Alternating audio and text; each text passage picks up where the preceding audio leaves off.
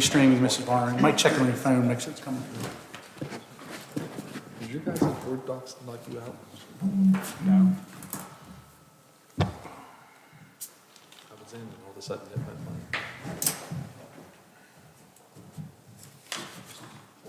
I got it refreshing. I just,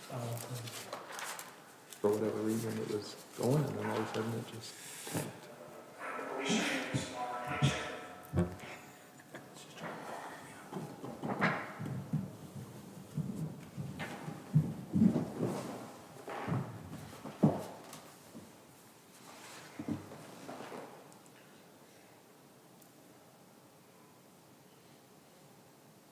I swear I was prepared.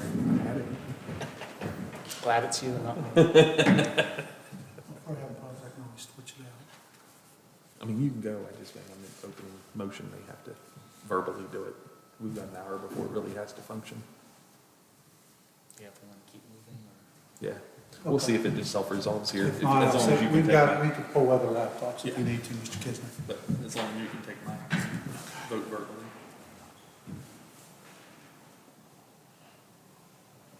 Okay, we are. Hello, everyone. Welcome to the March 24th, 2025 meeting of the Preston County Board of Education. It is now 5:06, and I call this meeting to order. We will have a moment of silence and the Pledge of Allegiance at approximately the 6 o'clock hour whenever we commence with the remainder of the meeting. Our first item of business on the agenda is an expulsion diversion plan for student A. May I please have a motion to enter executive session for an expulsion hearing? So moved. Okay, moved by Mr. Kisner, Second. second by Mr. Hovatter. Is there any discussion regarding the motion for an executive session? Okay, not hearing any. It's been moved and seconded appropriately. I call the vote. Okay, this will be a voice vote. Mr. Kisner's computer is not working, so if you can do a verbal. They're all voice votes on this one. All voice votes, okay. We'll start with Mr. Zigray. Yes. Yes. Yes. Yes. 4-0 at 5:07.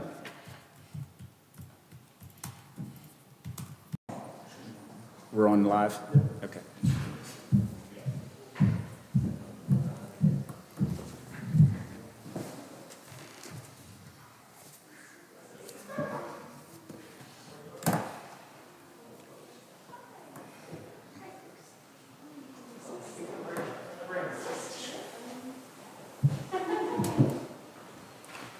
Do I have a motion to return to open session? So moved. Second.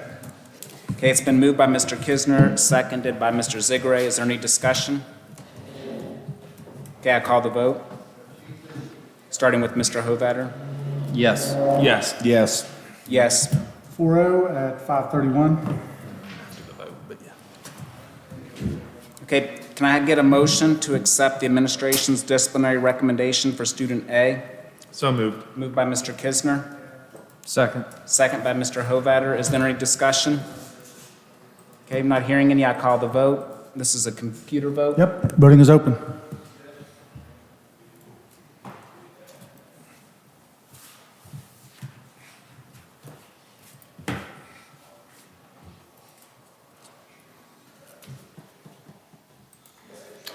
Motion passes 4-0. Thank you. I'll advise the folks across the hall. We'll need, once she gets you scripted, we'll check the speed.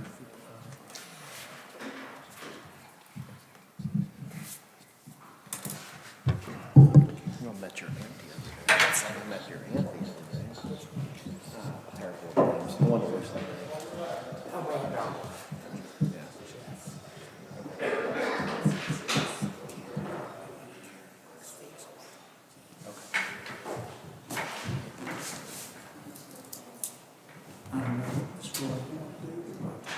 You having trouble? Folks now. Good, how are you?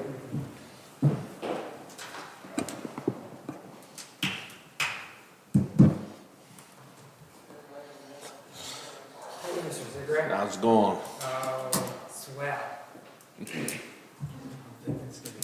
Oh, good.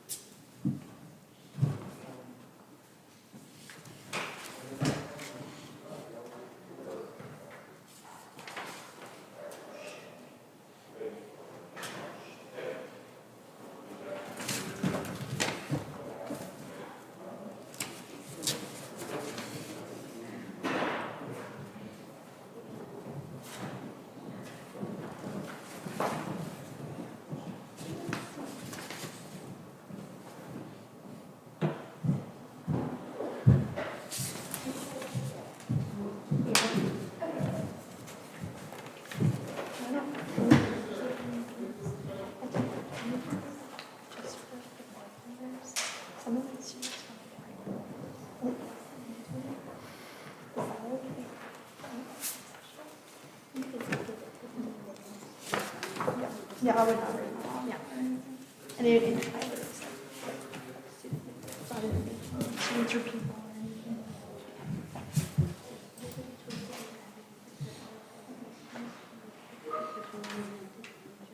Thank you.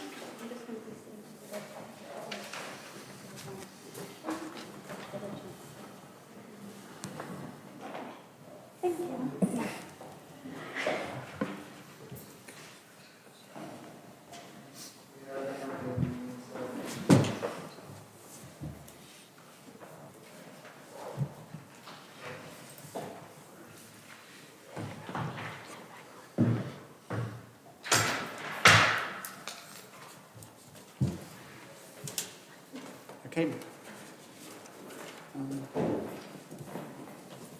Ms. Rory? Yes. Is that pronounced correctly? Yes, it's Okay. correct. Okay. So first of all, this meeting was called to order at approximately 5:06 today. This is for a personnel hearing requested by Ms. Rory. Ms. Rory, you have the option of an open or a closed session. Currently, we're in open session. The doors are open and we're on live stream. Would you like to remain in open session or would you like to go to a closed session? I'm good to remain in open. Okay, so the decision has been made to remain in open session. I'm going to quickly summarize the process that we're going to follow, okay? The first thing that we'll do is the administration's representative will be given an opportunity to make an opening statement. Then you are given an opportunity to make an opening statement. Then the administration puts on its evidence. After that, you have the option, or the ability, the time to put in your evidence. Then the administration has the opportunity to respond to your evidence. Then you have the ability, the opportunity to respond to their evidence from the rebuttal. Then the administration is given the opportunity to make a closing statement. Then you have the opportunity to make a closing statement. And then the board can withdraw to deliberate privately if it chooses. And then any action will be taken later on during the personnel agenda. Is that correct? Okay. So, and if there's any discussion or disputes regarding the process, I'm the one that decides that. Okay? So we will start with the administration's representative. Please introduce yourself too. I'm Mrs. Barner. I'm the assistant superintendent. Today we're here with Ms. Rory's personnel hearing, and the reason that we are here this evening is with the closure of Rollsburg School, Mrs. Rory's position as the Preston High School PE health teacher was impacted by a more senior employee. This employee was being impacted due to a more senior teacher needing a position to fall to until the new positions of the closures of the school could be redetermined, reconfigured, and reposted. So that is the reason why we are here this evening. Okay. Okay, Ms. Rory. So my name is Jade Ryan Rory. Pull that mic a little closer. I'm so sorry. Is that good? I think it's better. We'll see. Okay. So my name is Jade Ryan Rory, and I'm currently serving as the health and PE teacher over at the high school. I just joined the Preston High staff about 3 months ago in January, and I'm here to hopefully appeal that decision with the seniority and the RIF decision, and just speak a little bit about me to meet y'all. Yeah. Okay. You can now put on your evidence. So we voted to close Rollsburg School on November 18th, and the PE is one of the certification areas that was affected. This position is being impacted due to a more senior person. Ms. Rory had the lowest seniority. Like she said, she was just hired in January. She is our least senior PE health teacher within the county, and therefore she was the one who had to be impacted with the RIF status for this position. She is going to be placed on a preferred recall list, and there are vacant positions that are open currently within the county for her to have a opening to fall to. The positions will be opened tomorrow for her to be able to bid into. If for a possible reason that the person who is impacting her would be able to bid back into one of the positions that we have created and reconfigured due to the closures of the school, and her job does come available prior to August 1, then she will automatically get placed back into her old position. It's just a matter of waiting out and the shuffle to occur, and all the cards to fall. This has nothing to do with Ms. Rory's teaching ability. She is an excellent teacher. The students and the staff over at the high school think very highly of her. It is just simply due to the closure of the school and us having to impact her due to the shuffle of the falling of the rifts and transfers. Okay, thank you. Ms. Rory, you now can present your evidence. Awesome. So being at the high school, I feel like I've made a huge impact within this short 3 months that I've been at the high school. I know this is a decision that is above you guys that y'all have to just implement, but I wanted to kind of tell y'all a little bit about my background and what I've seen so far with my position at the high school. So I have prepared a little bit just to help remind myself where I'm at. If y'all did not know, I just graduated in May of 2023 from Belmont University in Nashville with an exercise science bachelor in science. And then I just furthered my education at Cumberland University and earned my Master of Arts in Teaching for Physical Education and was awarded my practitioner teaching license this past December. So it is pretty fresh, but I do have an extension of my knowledge in the education, physical education area. And I know, obviously, I'm a younger teacher. I'm the newest in the district. I'm not sure how old I am compared to other teachers that are being able to have the seniority over myself. But I know through both of my programs that I've gone through, my education level is a pretty high one that I feel like is very applicable and very great with the experience and what I'm supposed to do in my role here. I only did 4 years of my undergraduate, but I spent lots of time doing vast body movement knowledge, learning about how to safely take care of and treat a body. And I also did really extensive research my senior year of my undergraduate degree, learning about how physical activity impacts one's body. And on top of that, I went and did the physical education master's in teaching, which I feel like a lot of people that come into physical education only spend a solid 4 years in an education degree. But not only do I have the education background and foundation, I have a lot more on top of that with exercise science and learning how our bodies work, which I feel like translate really well into a health and PE position, especially at a higher level with high school students. They need more extensive knowledge and understanding, and I feel like I present a good deal of that for them. I do know I'm young, like I've said, but I feel like there's a lot of advantages that I've seen since I've been at the high school. First of all, I understand what school is like because not long ago I was sitting in the same desk and having the same experience as them. So I understand how to use technology and utilize it where it's effective in the classroom. As I know some educators who are more traditional and have a lot more experience and years on top of me may not have had the most recent up-to-date training and education on that.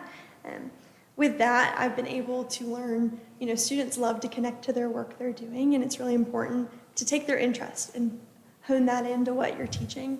And so even while I've been at the high school, I've done lessons about goal setting in the health classroom, and I've used LeBron James and Simone Biles, who are two very famous athletes that the students really love to talk about in the classroom.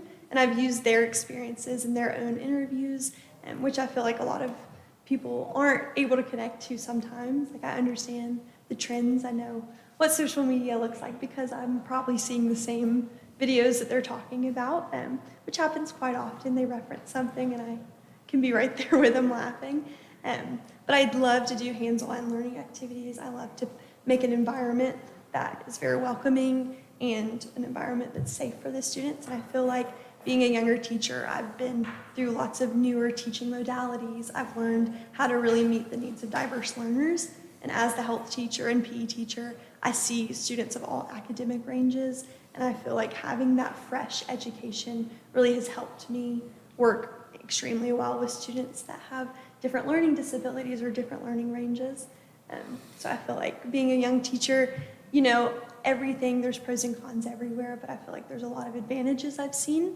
And then on top of all of that, I feel like an educator that you would hopefully want in a position is not only involved inside the classroom, but outside of the classroom. as well. And since joining in my 3 months here, I've been extremely involved as much as I can. I've been joining the prom committee and will chaperone prom coming up. I've worked athletic events already. I've talked to students and faculty about possibly coaching athletics, sports. In the future, I did the volleyball game the student teachers just did, and I'm even going to be working with the Summit Scholar event that Colson has been planning coming up here in April. So I feel like I've been extremely involved, rather in comparison to other faculty I haven't seen as involved, and I feel like I'm very eager to be there. And then most importantly, I care about my students and what I do. I didn't initially go into my undergraduate degree with the focus and goal of becoming an educator, and then I switched after working with some nonprofit students in Nashville, Tennessee, and I said, you know what, I want a job where I can make a direct impact on students' lives, and this is why I switched into the education field, and I feel like I have been able to see that extremely since I've been at the high school. One of the specific incidences I wrote down was one student decided to use some inappropriate language towards me in anger, and another student decided to speak up and said, hey, you cannot speak to Miss Rory that way. I was kind of shocked because the student usually is not one to stick up for a teacher. I told other teachers and administrators, and one administrator in particular just said blank. The student's name doesn't do that for anyone. So I feel like I've made such intentional connections with these students in 3 months to the point where they can protect me, stand up for me, be there for me, and they, of course, would love to have me around in the school next year as we go. And so, like I mentioned, I know this is not y'all's direct decision, and it is one that you're higher up that you have to implement. But I would love to stay for sure in my position in the next school year. And so I feel like although I can advocate for myself for hours if I wanted to, I feel like my students are the biggest advocates and the most important ones, honestly, because they have that firsthand experience of how my classroom environment is. And whenever I got pulled out of class to learn about this decision, my students, of course, had questions. They were like, are you in trouble? And I was like, no, here's what's going down. Like, I want y'all to know, so have some transparency there. And I have a whole stack of letters that students voluntarily wrote for me that they wanted the board to see advocating for myself. And I did read through them to see, okay, what do my students think of me? Because I, of course, think what I do with myself, but I want to know what my students think. And I just wrote down 5 of them that I pulled out of these. So I'll quickly read those and then I'll be done. The first one says she genuinely cares about her job as a health teacher, and maybe more importantly, she cares a great deal about her students. Her class is one of the few classes that I genuinely enjoy. She encourages students to be the best version of themselves. She helps students find confidence in themselves, and there are very few teachers that will help students with this.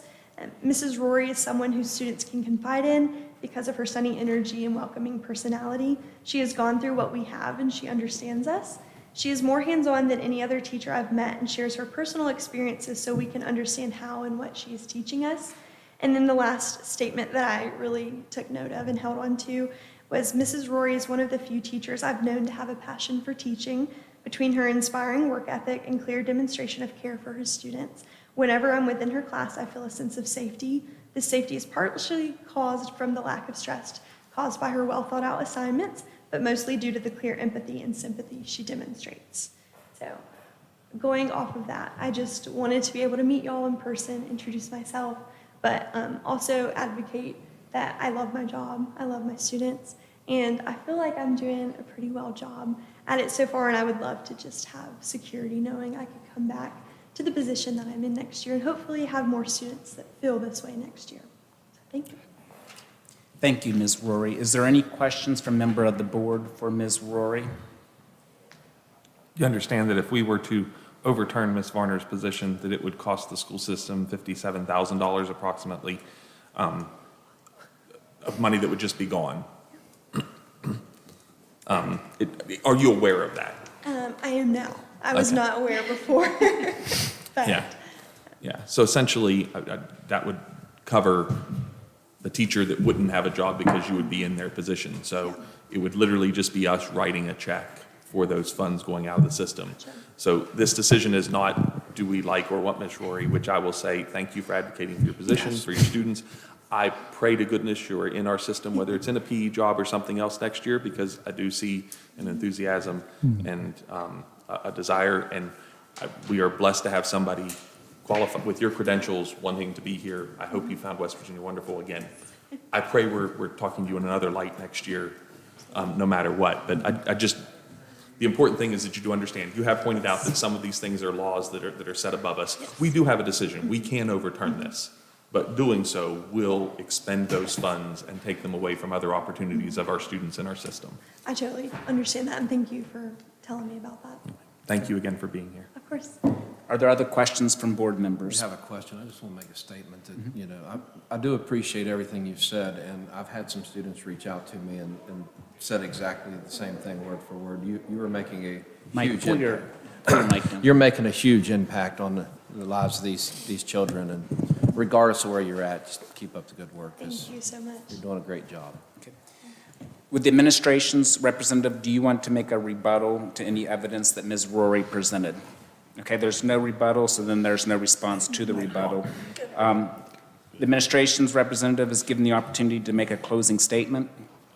Just in closing, we just want to say that the reduction in force is simply due to the closure of the schools and to place a more senior employee in Ms. Rory's current position. As the jobs are posted tomorrow, there is a good possibility that all impacted employees will take a position of their choice, and perhaps that Ms. Rory will end up back at PHS. However, as I do tell all the RIFs and transfer employees, she needs to bid on all the open positions, and that you have any interest in getting a position back with the county, to make sure you bid. If your current position does come available prior to August 1st, it does come back to you. I will call you and say, would you like your job back? Mrs. Barner, I just want to clarify on that, though. She would be back as long as any employee who is above her is then placed, correct? Correct. Okay. And from where they were getting this information, I always finish out my things was that if we do not make this cut to the board, that this position here will cost the county at $57,000 is what, with her benefits, salary and everything, that if we do not make this cut, that'll be the amount that it will cost to the county. Okay. Thank you, Ms. Varner. Okay, Ms. Rory, you now have the opportunity to make a closing argument, or closing statement, I'm sorry. I just appreciate your time and allowing me to come in and talk to you all. And I appreciate what the county has done for me so far. We moved from Nashville, Tennessee on a whim for my husband to work with the baseball team at West Virginia. So I was like, oh, like this was a great opportunity Mr. Seymour offered me. And I've loved it here. And so I appreciate everything that y'all have done and what y'all continue doing for us. Thank you. And on behalf of the board, I want to reiterate what others have said. We appreciate you coming, and I'm sorry we're meeting under these circumstances, but we appreciate the opportunity. Okay, if the board has a desire to deliberate on this currently, I need a motion for executive session. Okay, not hearing any, the board will vote on this matter during agenda item 2B, the professional personnel agenda. Okay, thank you. Thank you. Thank you, Ms. Roy. Thank you.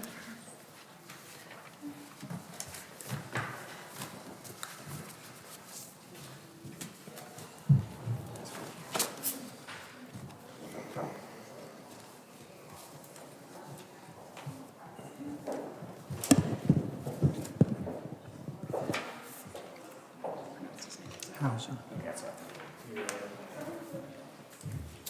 you don't have nearly as much fun with questions like that as you should this department. I thought so, but earlier when you said it, I thought I heard something Yeah. different. So. Okay. You all give them a motion then. Okay. Everyone's present. Okay, is he here? Yes. He was in the back. You want me to go? I'll go.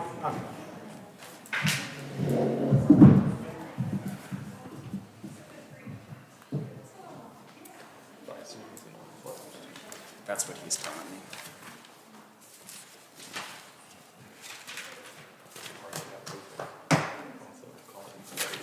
Yeah.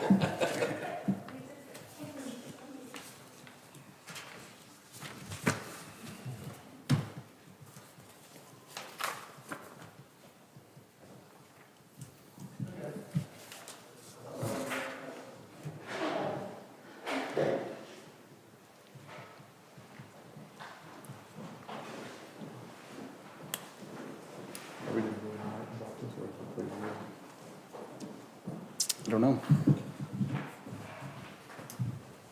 Maybe. Mr. Hauser, you can. Howdy. Hi there. Okay, the board is currently in open session. This meeting was called to order at approximately 5:06.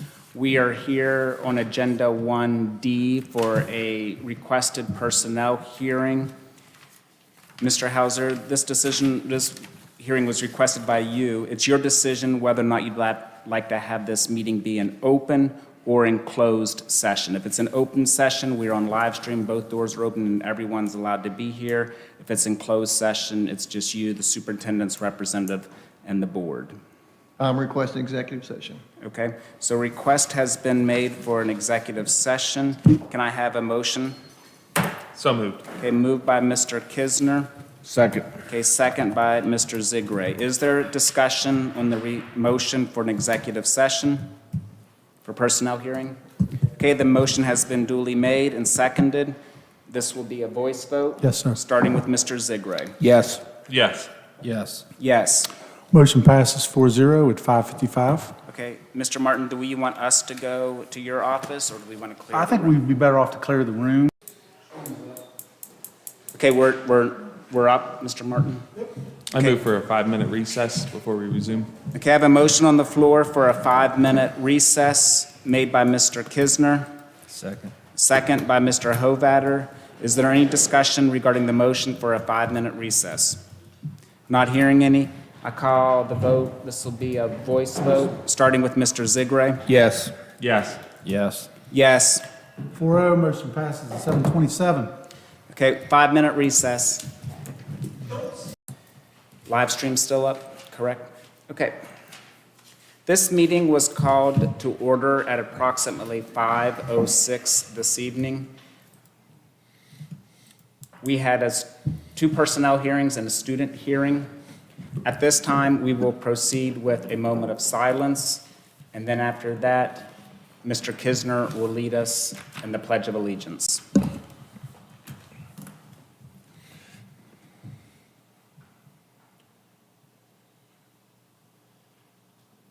If you'll stand.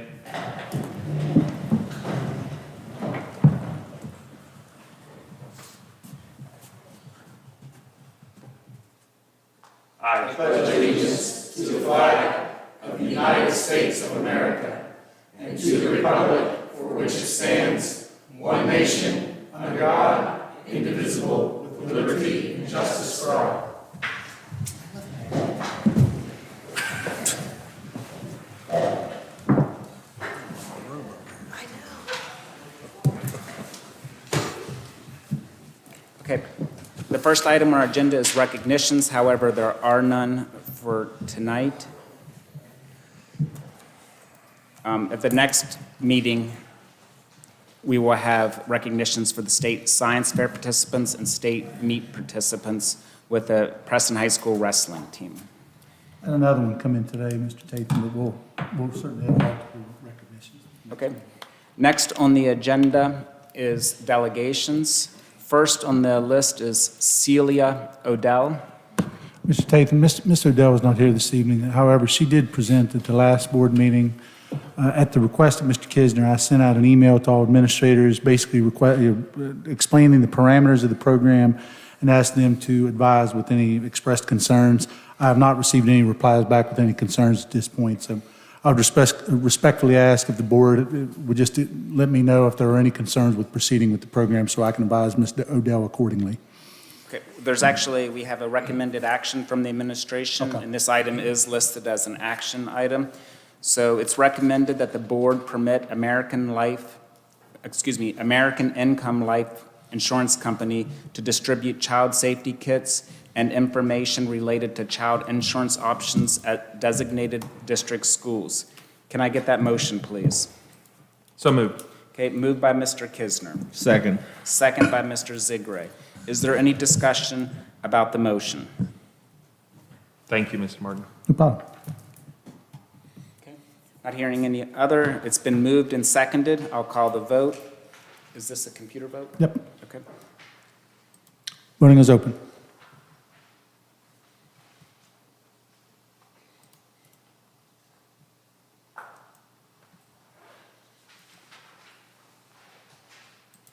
Motion passes 4-0. Okay, thank you. Next on the list is Amanda Alexander.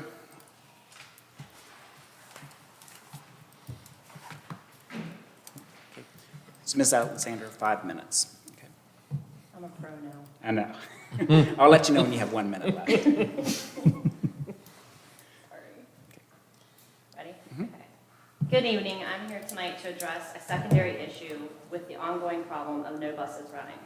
While I'm acutely aware of your prior knowledge of this issue, it has yet to be fully addressed. As with anything I bring before the board, I would like to state that I in no way, shape, or form want any single person to feel offended or attacked for a differing opinion in regards to this. At the beginning of the year, the county was told that this year the bus situation was better. And while I understand compared to other counties it may seem that way, it is still not acceptable. I went through and literally counted. There were 68 canceled buses for the county within the 30 weeks of this current school year. That equates to 2 buses per week canceled, an approximate number of 120 to 130 kids missing school each week, unless a parent brings them. In Brewston alone, there were 81 call-offs in the 6 months time period. There were also about 17 sub-drivers, but they declined to run certain routes or areas, understandably. And I understand where the bus drivers need to call off because they have appointments or things go on, they're human. The bus class takes 5 months in which any potential candidate is not paid. Why not offer something like a sign-on bonus to keep them within the county afterwards? Like we will pay you a specified portion for the class time and an incentive bonus if you sign on to work 1 year in Preston County after completing the class. Why not offer an incentive to subs that will do any routes? Why not offer current drivers incentives to not call off like teachers already have? My understanding is that there will be a work session to try to figure out how to handle bus cancellations. This would likely look like a secondary route being ran. Will the drivers be compensated for this? How will a 1 hour delay to school for students, staff, and the normal working parent work? Everyone here knows my answer would be a virtual option, obviously. But I understand that teachers are not for this, and considering the work behind it and the lack of compensation on their end, I find that understandable. But when you consider fuel and driver costs potentially, it all makes me come back to some form of virtual or paper packets. I spoke to 3 different teachers about these. All were considered non-viable options. The issue that comes with no bus running and no alternative for assignments that day is that a child feels punished by the task of having double the work the next day. It's not the child's fault that their bus did not run, and that the system has no plan in place to address them missing needed class time and assignments. I've had multiple parents reach out to me about this, and while they do not wish to speak out about it, I will. No buses have affected my kids too. It is an ongoing issue with several complicated resolutions. I am also aware that there seems to always be more pressing issues, but this has been addressed by me twice now, and a staff member once. I need you guys to make it a priority and address it promptly, please. For example, there are several kids and with the parents that reached out to me that the teacher will take the time to write out an assignment paper for them that when they get back to school, this is what all you have to do on the day that their bus doesn't run. That basically is 5 to 10 minutes, let's say, for them to write that all out. You're gonna tell me in 5 to 10 minutes they couldn't have uploaded those assignments into Schoology or Seesaw or something to allow them to at least work on whatever portion they could have at home. Every child in this county has a device, every single one. I get that it does not equate to sitting their butts in that classroom and being taught, but not getting anything, and then the child having to do double the next day or the following day, sometime in there they have to make that up. It's not fair to those kids. So something's got to change. There's got to be some kind of plan to address it. I don't know what that is, but I don't think it's financially responsible to either say that, oh, we're gonna make these bus drivers that are already on the clock do these secondary routes without compensation. And when you account for that and the fuel involved in it, and who's to say a parent's gonna be home an hour later to put a kid on a bus? So, I mean, these are all things, but for example, there was an issue last week. My kids didn't get to go to school. Something's got to give. and it needs to be done promptly. Thank you. Thank you, Ms. Alexander. And as you know, that item is on the agenda to set a work date, Ms. Alexander, for that, for the bus issue, just so you know. We're going to decide today when we're going to have that work session. Okay, so I had no one else sign up to speak. Next on the agenda is to approve the agenda. It's recommended that the board approve the meeting agenda with the following adjustment. Move agenda item 6C to immediately follow agenda item 1H. So 6C is proposed levy estimate. Yeah, I'm requesting that is just while Mrs. Kerstead is present, that following her presentation to the board, we want to take that matter up. I just thought that would be an appropriate time Sounds good. to review that. Okay, so can someone make this motion first? So moved. Okay, moved by Mr. Hovatter. Second. Okay, second by Mr. Kisner. I also would like to make a motion to adjust the agenda. So I move that we adjust the agenda by flip-flopping items 6J and 6I. So we can put the audits before we talk about the school accounting procedures. Second. Okay, so a motion has been made to adjust 6J before 6I, and it's been seconded by Mr. Kisner. Made by me, seconded by Mr. Kisner. Okay, we'll do the motion to amend first. Is there any discussion on the motion to amend? Mr. Tatum, just clarify, that was 6, we want to flip, which two was it? I want to flip-flop 6J and 6I. Okay. Okay, so we'll do a voice vote. We can actually do that if you get a motion and a second on that. Okay, I have a motion. Oh, and a I second. apologize. It's okay. Who was that? I made the motion, Mr. Kisner seconded the adjustment. Okay. So you're putting that all into the, I'll do two different votes via the Okay. computer. okay. Is the first one a voice or a computer? The first one can be also computer. Okay. All right, so I call the vote on the motion to amend. Okay, voting is open.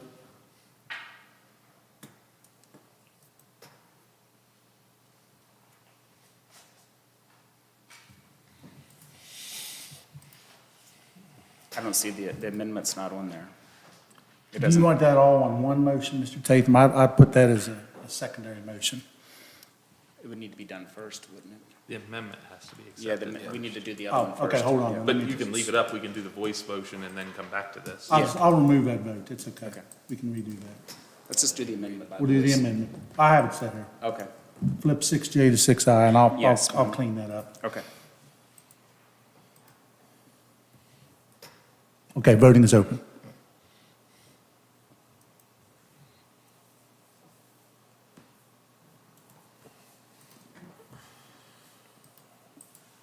Motion passes 4-0. Okay, now the original motion is at hand to approve the agenda with the movement of 6C and 1H. Is there any discussion about the base motion? Not hearing any, I call the vote. Voting is open.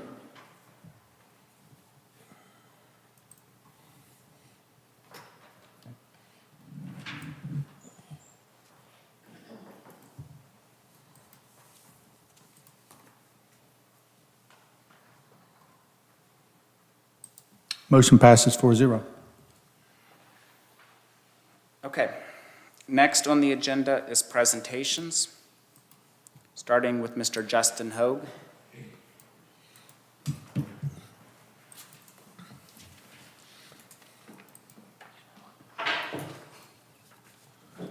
Justin Hogue, Director of Child Nutrition.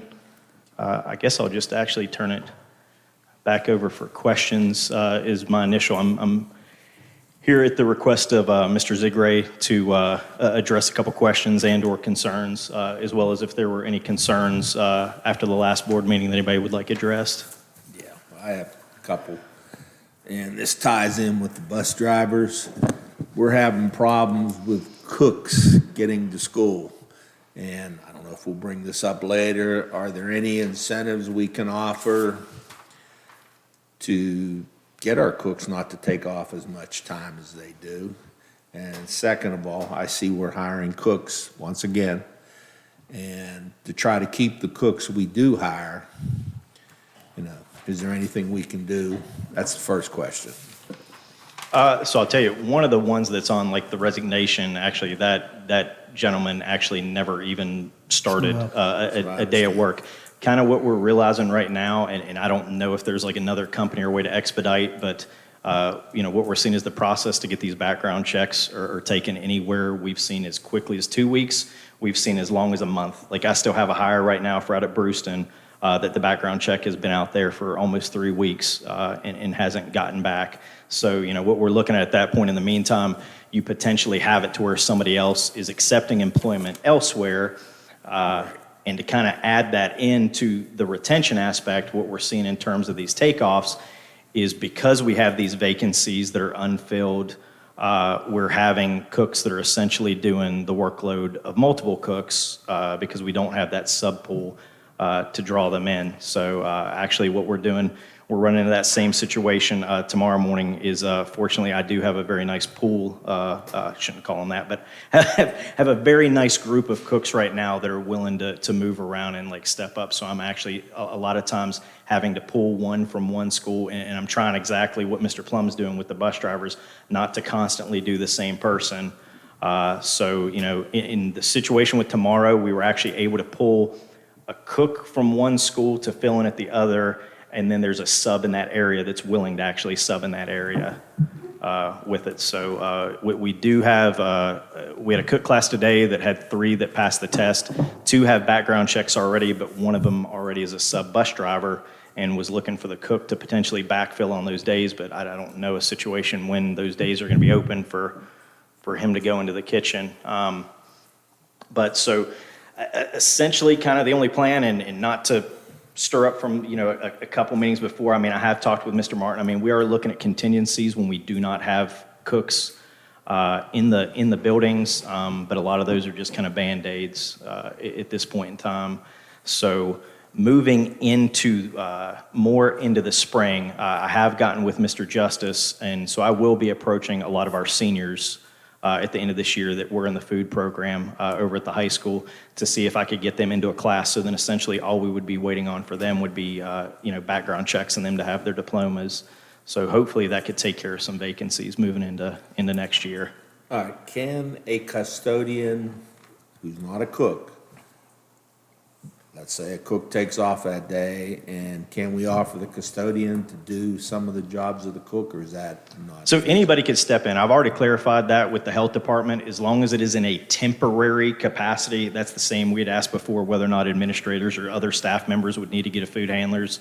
And what they have instructed me, as long as it is in a temporary or in an emergency capacity, anybody can work for that day. So Teacher could give up their planning period that day? Anybody can step in there. It's just at that point, you know, as well as you know, we're kind of opening up a can of worms, though, I know. that who we offer that up to, what kind of potential compensation would be there. So at this point, we're really more at the behest of, are you willing out of the kindness of your heart to jump in and help out? Which Mr. Mark could tell you, I have been down multiple days already filling in vacancies, whether it be first thing in the morning to go down and get breakfast ready or to hop in at service time or to help clean up. So, I mean, Right. we're moving people around when we can.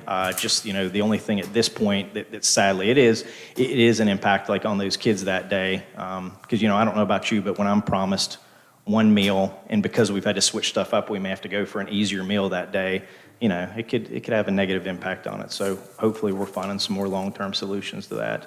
Can a parent, does that include a parent volunteer or only staff? Or do we know? We may not know. I mean, we've never gone that route with it. I mean, I would. We'd have to be sure there was Yeah. an attempt for the system to fill the sub, otherwise we face a potential grievance for displacing the substitute personnel. Okay. At least have to be offered the position. All of our schools have these parent volunteer coordinator positions or whatever, so I'm just saying, like, if we had an emergency list, if that's a I mean, potential the only solution. thing with that, Mr. Kisner, like, they could, in terms of like the service but that's almost the way, and kind of what we've ran into a few of these mornings is we're bringing a sub into a building that they don't know that building, they don't know where everything is, they don't know where it's laid out. So I mean, that person stepping up can really only go as far as possibly the meal service. So I mean, we still need somebody in there that can actually do the job. Right, right. Yeah. Okay, commodities. How much are we purchasing, the maximum amount we can buy from the government, and how are we distributing it out to our schools? So I actually, one of the things that was attached for you, that is next year's allocation, which right now, whether or not you're following what's going on, that's just out there in terms like hopefully we will actually get that.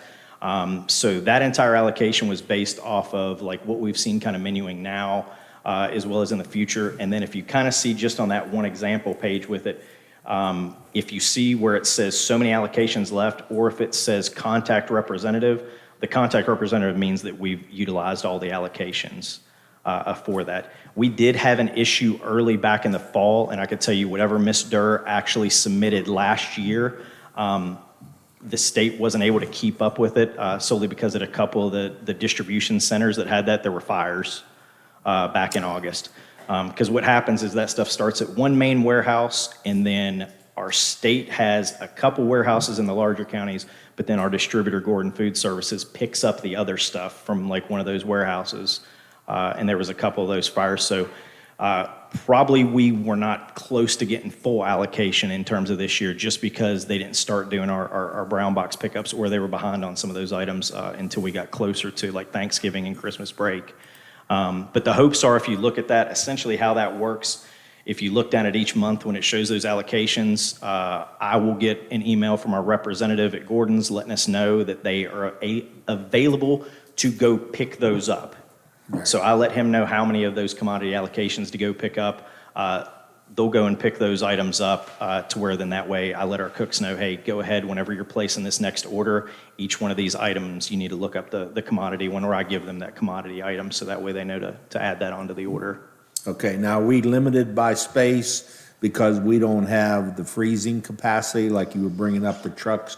So the only time I think we would ever be limited would be more towards the end, because I mean, you got to think, you know, and I think we'll kind of get better.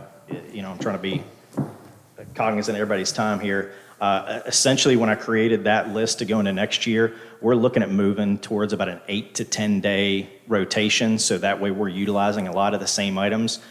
Because if not, it'd be very difficult to utilize that many. But when we look at, just for example, one of the ones like that diced chicken, we get it for like pennies on the dollar. Yeah. So like we will try to get as much of that in as possible and have as many meal offerings that have that.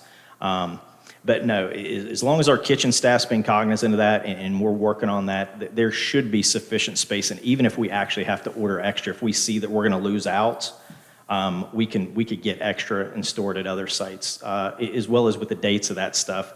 I mean, technically, if we realize that we've got commodity allocations still in May, we can actually go ahead and try to exhaust all those and have those to start the next year. There's nothing against doing that.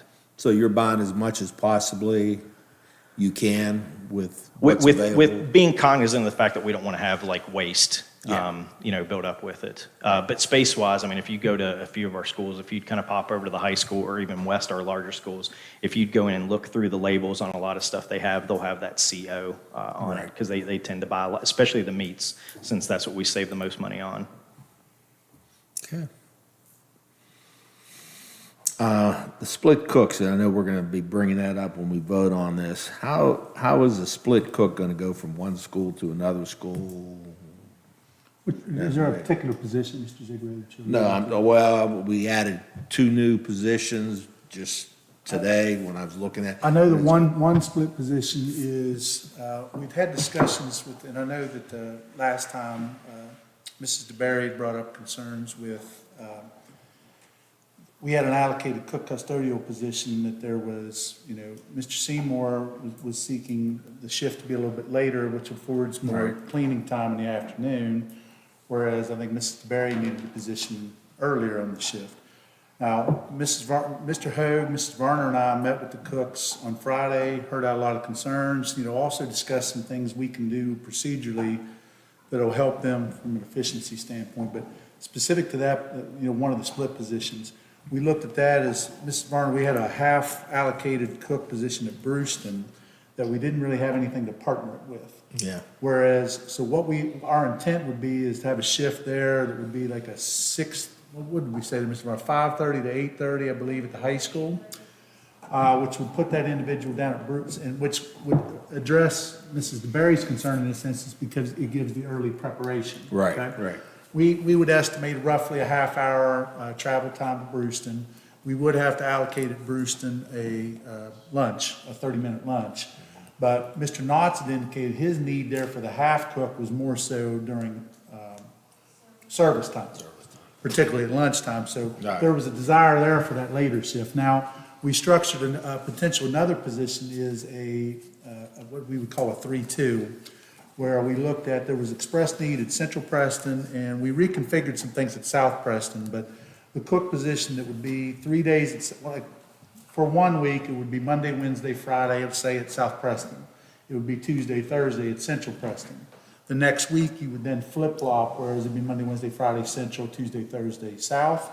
The nice thing about that is it builds in the potential, if you were to have an absence at either South or Central Preston during that period, it gives you the option where you could possibly change, you could exchange that. Yeah, you want to provide those, Mrs. Varner. Mrs. Varner did a good written assessment of kind of some of those proposed changes. Right. But the thought process there is you've kind of built yourself the possibility of a substitute at either location. Thank You know, if we know the night before that there was going to not be available coverage at South Preston, but they were supposed to be at Central that day, there could be communication between the two schools to kind of flip-flop days to provide coverage where then we're not running with one person or no person at a given school. So some of those things were certainly put into consideration, and we took a lot of that feedback from the last meeting. I think there's also a position request that pertains to Aurora and the proposed AEP program. So we've tried to look at those situations that have been expressed as areas of concern, and again, Mrs. Varner has given a written descriptor of each of those. Right. Good. Like, couple questions people would ask me if we were buying commodities and and they got their answer. Mr. Hoag, the only other thing that I'd say is I added in here was just in the last meeting, some of the communications between you and Cook staff as it relates to menuing, which I included a lot of those documents that were originally sent to Mr. Tatham, and I provided those within the agenda for the board's review. And then on top of that conversation, which will kind of address in terms of some of that staffing, what it is, like now that I'm not transitioning from one job to another over the summer and have a year to have my feet wet, I actually, in our meeting with the cooks, I will actually have the entire year menued out in August, so that way they have all that in advance. I wrote that we down, could 'cause actually, he said he did, committed to yeah. that. We can, He did, huh? so now it's on the record. So no, that will be done. That way, that'll help out in terms of ordering, getting a lot of that stuff early. But also what that'll do in terms of some of these concerns about a lack of staffing, if I have all those menus genuinely, like made up in advance, and I have a school that it seems, hey, we're struggling to fill a position, I could then just adjust that one school off the fly and not have to worry about doing like multiple menus at once. To where if we do have somebody that's short-staffed, I could go, okay, well, we're going to eliminate these couple things because, 2 people can do this as opposed to those 3. So, yeah, but with that plus everything with how those positions were, I mean, I can tell you, I think we probably hit 90% of what those cooks' concerns were in the meeting with myself, Mr. Martin, and Ms. Warner. Good. This is probably a question for Mrs. Varner. Can we do anything like a rotating cook that's hired for the whole year, but goes to different schools at different days, I mean, wherever needed, or is that not a possibility? We discussed that. We did discuss that. We look like it as a county itinerant. Right. The state does not like county itinerant service positions, so that's when we kind of thought going between the 2 schools would probably be our best bet Okay. to meet the needs. But if we would need. It sounds too good, I know, I believe it. All right. I just had 2 quick questions to clarify. So are we buying any commodities for this school year? Yes, we have been. Like, We so have. if you see on that list, when you see those number of allocations that are like remaining, or like I said, if you see the ones that say contact the representative, that means we've exhausted those allocations. Okay, and then my next would be more of a statement.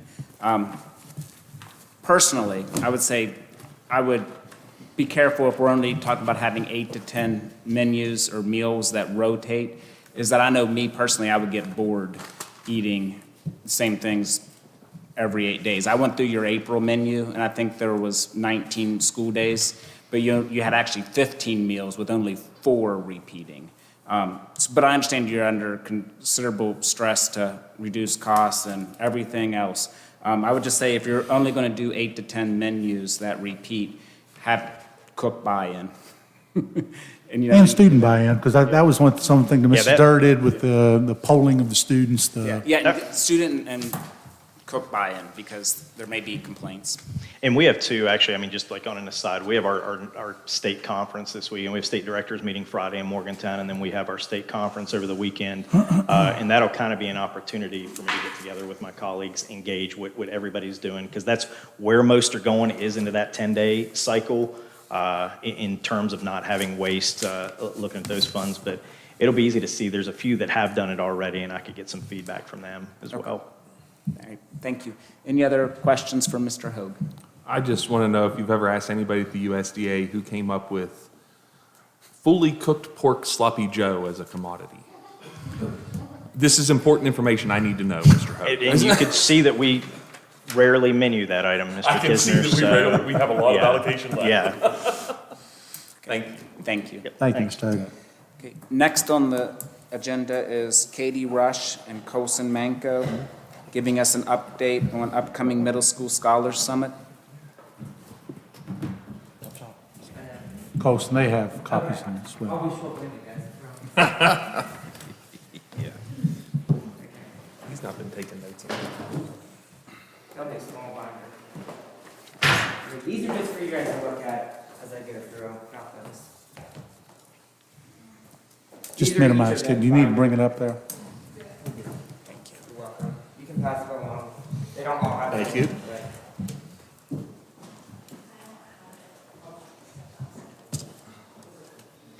Okay. Ooh. Right up in my face. Okay. Okay, everyone. So, what we are doing is we're doing an academic day for middle school students. I presented this idea to Ms. Rush last April after I competed with the high school competition team at the Science Olympiad competition at Marshall. And on the way back, I was talking with the people in the car and the staff member that went with us, and I said, like, why don't we do something like this for our middle school students? You know, going through middle school, we only had only a select few opportunities to do academic things, and none of those things included a team academic competition. And so that's one of the biggest things that this event is going to allow us to do, is to allow our students in the county to compete together or as a team to represent their school in an academic competition. So I talked with Ms. Rush, and we came up with what is now Scholar Summit. Do you want to go to the next slide? So here are our team layouts now. We have 14 teams competing, which will be about 52 kids. Brewston, Central, and West each are bringing 3 teams. Tirada and Aurora both have 2, and then South Preston is bringing 1. So we have a showing from most of our middle schools in the county. The only one that is not participating is Reelsburg. But each team will have 3 to 4 kids on it. The recommended was 4 because it's easier to compete with 4 kids through some of the events. But Aurora only had 6. They had 6 kids that wanted to participate. So instead of cutting the 2 kids, we created them to have 2 teams of 3. And it'll be a mix of 7th and 8th graders. We thought that skill level was enough to create relative content that both people will know.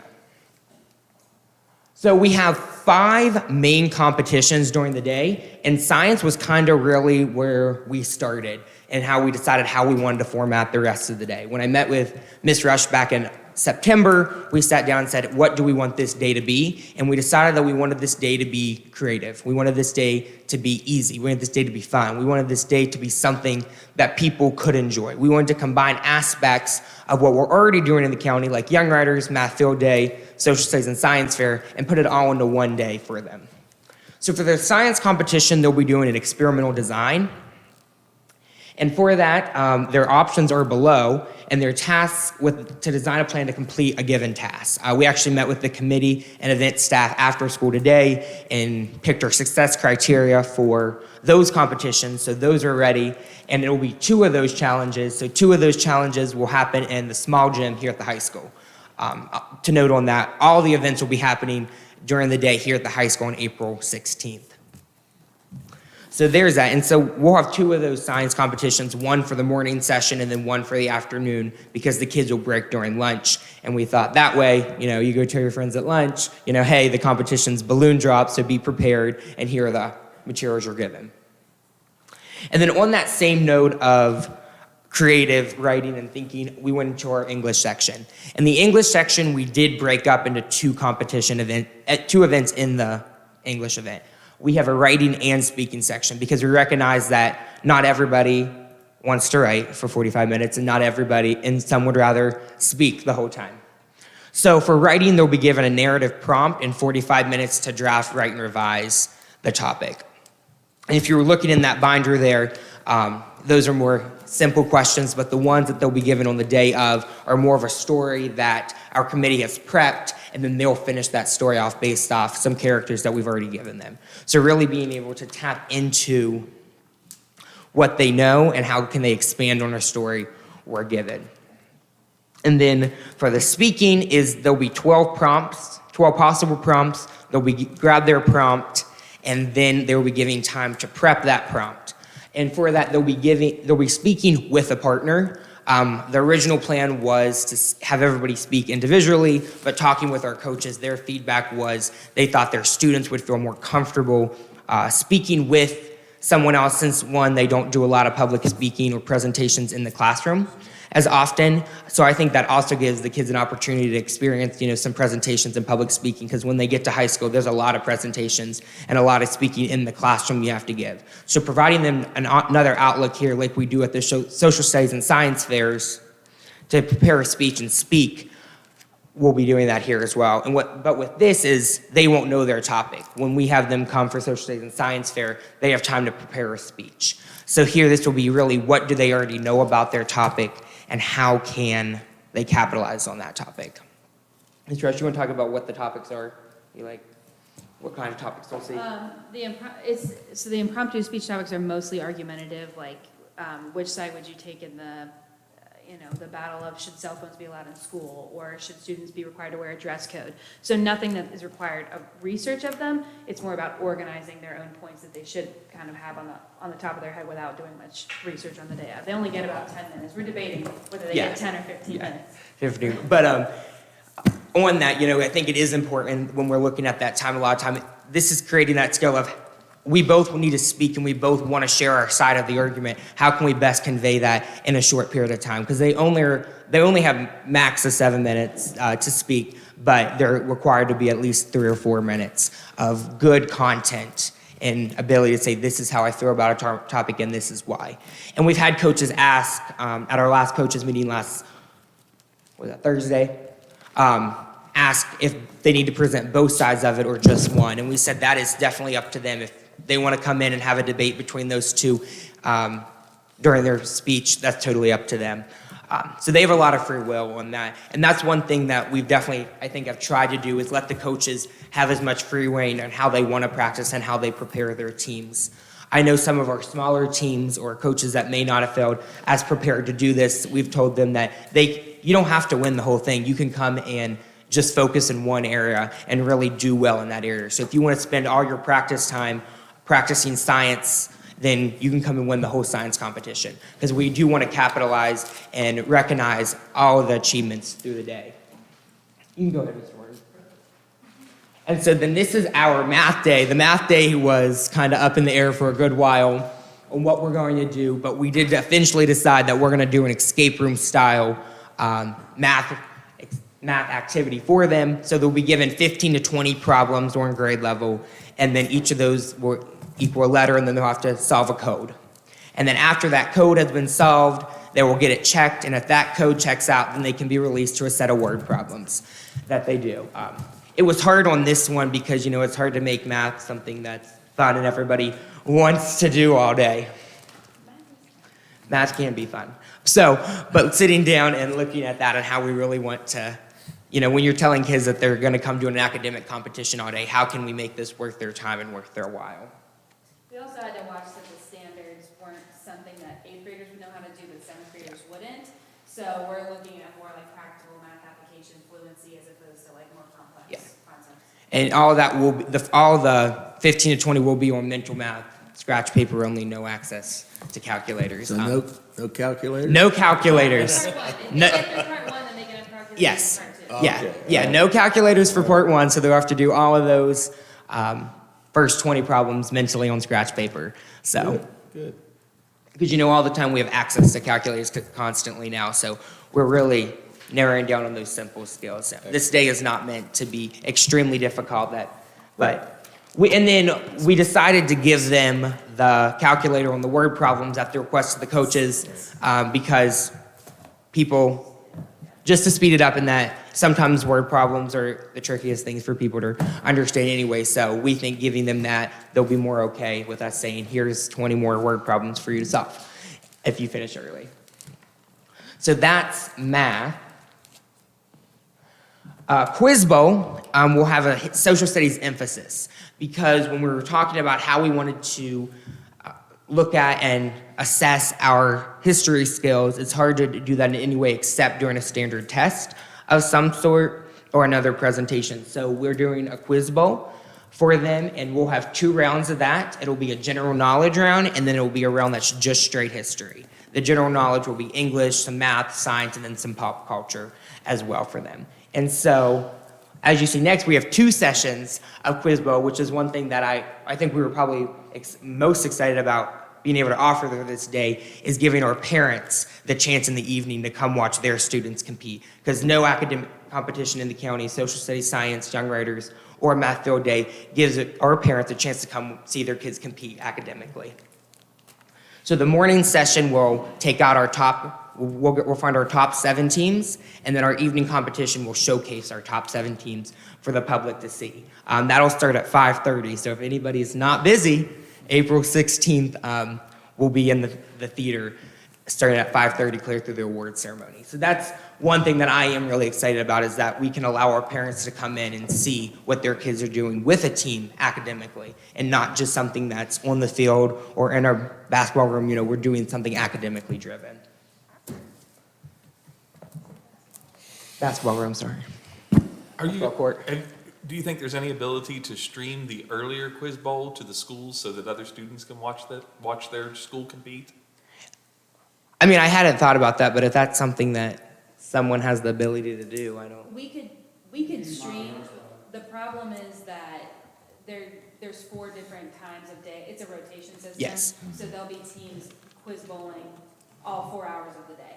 So we could definitely stream it and say, hey, your first team is on at this time, and we could do that. Yeah. I don't know, I just think that Yeah. like some other school, like Yeah, to see, definitely. especially for up and coming 6th Yeah. graders, to see that this is something that they may want to do. Yeah. And- Yeah. Anyways, Well, to jump in on that, my advice would be, of course, if students have media consent for it, I would live stream as much of it as possible, even if you could employ different people to do that, maybe upper or high school Yeah. students to do it, and have it for people to see, because I think that'll, build excitement for next year, but it'll just create positive energy for Yeah. academics. Yeah. And then parents would love to see it also. Facebook Live, different chunks throughout the day. Yeah. Yeah, like if you just had like a moving camera. Yeah. Almost that just went through and you could pass it off to different students. Because that's the biggest thing when we're looking at the day. There's a schedule, I think, in one of those in the front of that binder. It's a jam-packed day. There is little to no room for error, as Ms. Rush points out to me often, that I have no room to mess up on this day. That everything. The kids need the same amount of time to compete. So. Right. Yeah, there is no room for error, but I've been blessed with a great committee that's helped me with high school. A lot of high school teachers have jumped on board and said, like, this is something that we like and we want to see in the county. And I have a lot of high school students that have said, like, if this is what you want to do, Colson, we'll do it with you. So they have came on, and we have I think we're up to like 30 county officials, all of Ms. Rush's academic coaches are going to come help judge and grade for that day, as well as high school staff and students are going to help facilitate events and lead students around. So that also, puts out our high school staff to those students as well as they come up. And so then a part that was added in later, after we decided the 4 core events, we said, let's do one more thing. One of the biggest things at the high school we have is our CTE. So we have decided at the end of the day, we're going to do a CTE concentration event. This year, we will be focusing on business and agriculture for our event. The official event for that will not be released. The students will know that event 10 minutes before they compete the event. All the coaches know is that they will be asked to do some type of marketing pitch for something ag-related. And so in that, and I have my thing here. They'll be asked to do 3 things during that CT concentration. They'll be asked to deliver a cost analysis of how much, this is what we're using to create this product, and this is how much we can do with it, and this is what it costs us to make it. And then they're going to be asked to do a design. They're going to be asked to create a business and design a logo for that business. And then lastly, they'll be given a marketing pitch that will be recorded for a panel of judges that will go over their design and their cost, and then they're going to convince us that this is the best product and this is what we should buy for that. And also we've had somebody in the community who specializes in the field of agriculture that we've picked, who's actually going to come the day of the competition as an advisor and answer any business questions they have for that event. So if they have a question about how they should market this or how did they market this in their business, they have that ability to ask that person. So that's, again, bringing some more community involvement into this. And then just a couple more notes, then I'll take any questions. This event will start at 10 o'clock on April 16th, and we will go all day. Those kids will be with us from 10 o'clock until their parents take them after the award ceremony. So they'll have 2 competitions in the morning. We'll break for lunch. They'll go through 2 more competitions.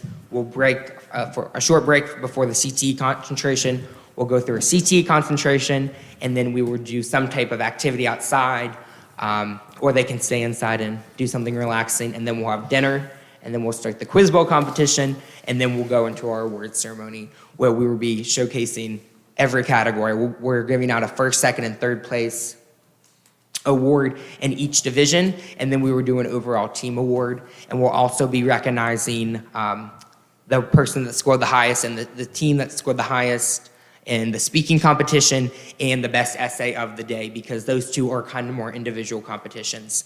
And then during the awards ceremony, we'll be showing, hopefully, off some of our things we've done throughout the day. And all of this, we've had some great community support donating to our cause to provide awards and provide dinner and provide T-shirts. Actually, here.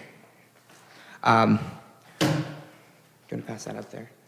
This is our official event logo as well as our sponsors, also with our T-shirt for this year. So that's about it in a nutshell. I'll take any questions that anyone might have.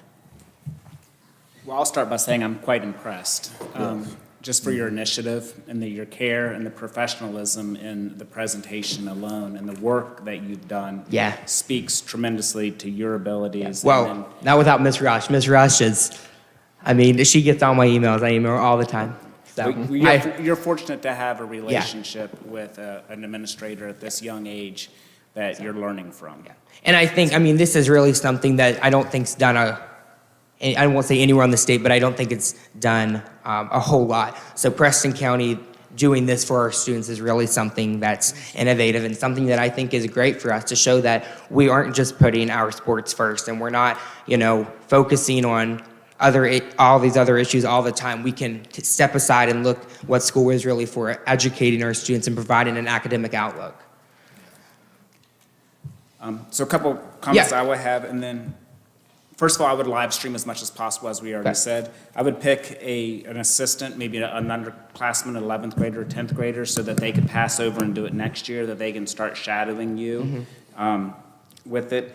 I think you should to add one more item of work, I think you should create a survey that you can give to the student participants and the parents that before award ceremony, when you're tabulating all the data and you need them to fill their time, get some quantitative data for the next year, what you can change, but also for your own benefit. Right. Imagine you're going to write this report up and use it for college and that kind of At this stuff. point, most of my college stuff are done. This is Yeah, all well- me doing out of the goodness of my heart.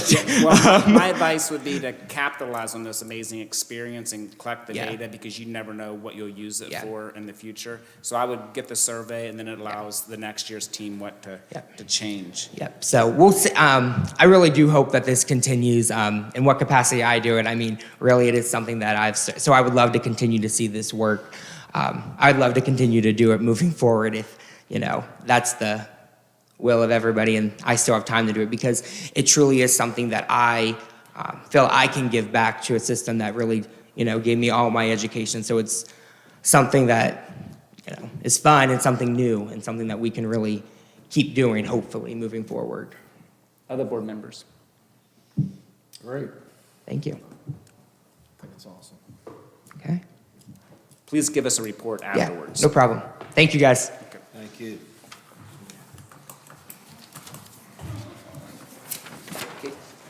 Next on the agenda is Katrina Kurtsetter.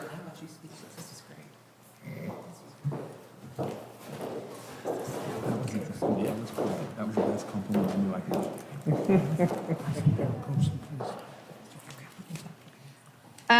With this, Katrina, just introduce yourself first for live stream. I'm Katrina Kerstetter. I am the treasurer and CSBO of the county. This is just the general yearly levy rate approval numbers. Only 2 items this year on the agenda, and it is the general current expense levy. Those rates are state set. And then the bond, which is the municipal bond commission set rates. So nothing crazy, and this will be the first of 2. First of 2 readings? Or No, first of 2 approvals. So approved here, state sees, approves, and then you'll approve again. Okay. And can you just quickly explain what the difference between the levy rate and what an excess levy rate is? What's the difference between a levy and an excess levy? The regular levy is, like again, state determined. It is also what is put up against state funding to make up our state aid contributions. And then an excess levy would be the voted on additional funding that a county could obtain. So this is not an excess levy? Nothing at all. Okay. Questions for Ms. Kersetter? There's nothing I can do to change the rates. Absolutely none. There's nothing that really matters what I think about it. Not particularly. That's all I needed to know. Okay. Any other questions or? Because next we're going to move to item 6C. Okay, not hearing any additional questions, we'll move on the agenda to item 6C. Let my computer catch up here.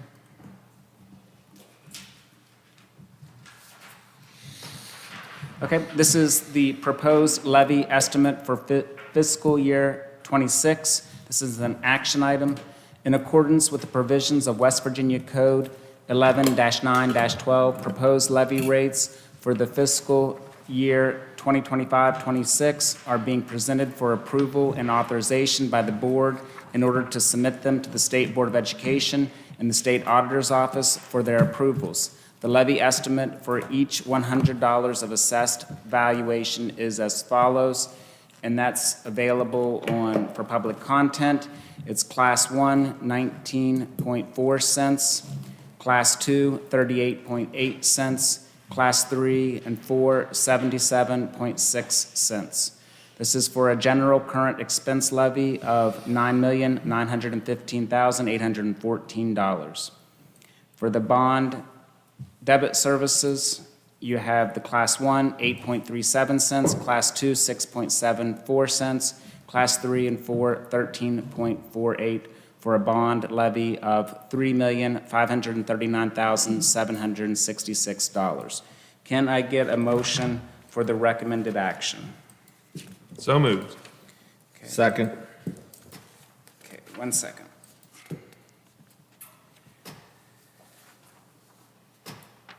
Okay, moved by Mr. Kisner and seconded by Mr. Zigray. Is there any discussion? Okay, not hearing any, I call the vote. Voting is open.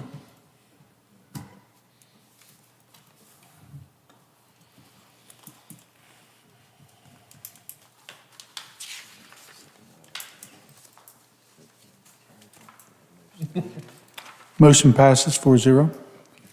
Thank you. Mrs. Kerstetter, just one thing before we move forward. At the end of this meeting, and I think I have this set up incorrectly, we need to put this meeting into recess and not adjourn, correct? Correct. So, Mr. Tatham, I may need to make an adjustment on the back end of the agenda. Okay, the next item on the agenda is approving the meeting minutes for March 10th, 2025.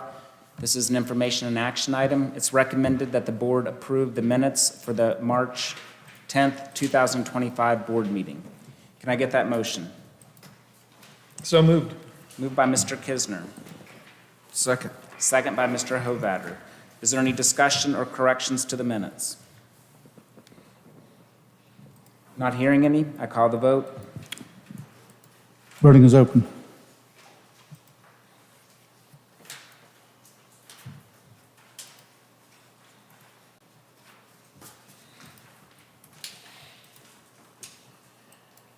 Motion passes 3-0 with one abstention. Okay. Next on the agenda is the process to advertise, interview, and fill vacant board member term.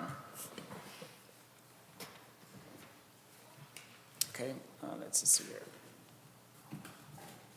Mr. Martin has put in, if it's desired, based on the total number of applicants for the vacant Board of Education seat, recommended the board to move the start time for the March 26, 2025 special meeting from 6 o'clock to 5 o'clock.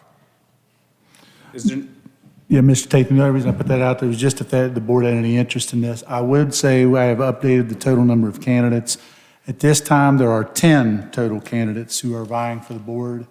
I have all prospective candidates scheduled beginning at 6 p.m., running on 15-minute intervals, with the last scheduled interview running from 8:15 to 8:30. do you think that there'd be candidates that would be able to meet at 5 o'clock? If we- Possibly, but I just wanted, if there was any desire, it's just that's a lot of interviews to conduct, but if the board wants to maintain the current time, I have them scheduled for Wednesday, so everybody is scheduled in. Before we discuss with board members, does somebody want to make that motion? Okay, not hearing anybody make that motion? Okay, is there any other updates that we need to have, Mr. Martin? I don't believe so. Again, we have a total of 10 candidates. That was as of 2 o'clock this afternoon. We have them set up on 15-minute intervals. First interview will begin soon after the start of the meeting, roughly at 6 p.m. The board ultimately has 45 days to fill the vacancy. There's not a legal requirement to fill the position on Wednesday, but it is within the board's discretion, and I put a recommendation that the board could recommend a candidate if they choose to do so on Wednesday. If they need further, the board, it's to their prerogative to, if they wanted to conduct additional interviews, certainly it would be the board's prerogative to proceed how they choose to, as long as the position is ultimately filled within 45 days of the acceptance of Mrs. Miller's resignation. Based on your understanding of state code, does the board have to appoint one of the individuals that have expressed interest? Can they appoint somebody else that did not express interest? From my understanding, from what's come in from the state board, the board can basically, as long as it's an eligible candidate, could recommend anyone. As long as they are, at this time, the one restriction would be is we would not be able to have a current candidate from the 3rd magisterial district. So it would have to be someone from the 1st or 2nd. To my knowledge, all of the prospective candidates meet the residency requirements. I would indicate that I'll update within the board. I did receive a Ethics Commission advisement One of the candidates currently serves as a head coach for the school district. If it was the decision for the board to proceed with that particular candidate, the candidate would need to resign the position. The Ethics Commission offered that a individual can work as a volunteer or low-dollar volunteer assistant, but they would not come forward to indicate if it's a violation of code to be employed. Now, the way that the code reads, I believe, is employed as a teacher or service person.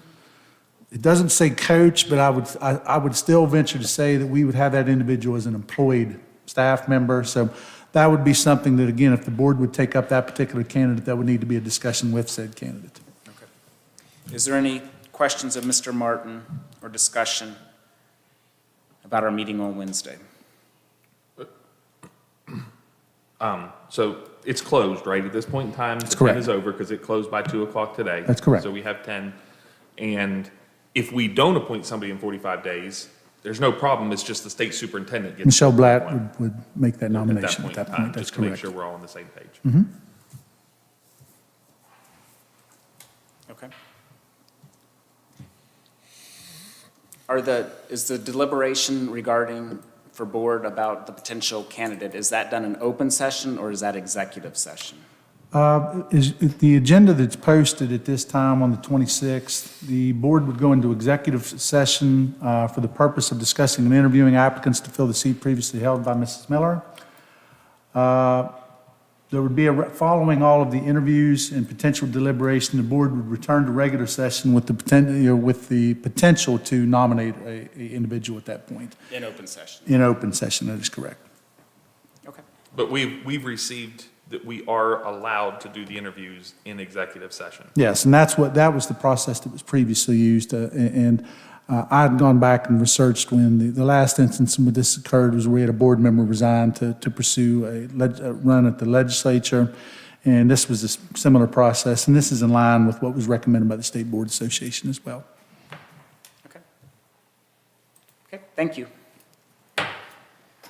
Next on the agenda is the proposal for alternative education program at Rollsburg. This is an action, discussion, and information item.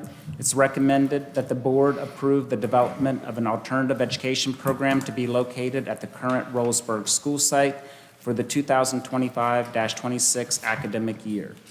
So moved. Okay, moved by Mr. Kisner. With a little bit of enthusiasm. It's Most exciting motion I've ever got to make in my life. Okay. Is there a second so we can discuss Second. it? What was that? Second. Second by Mr. Hovatter.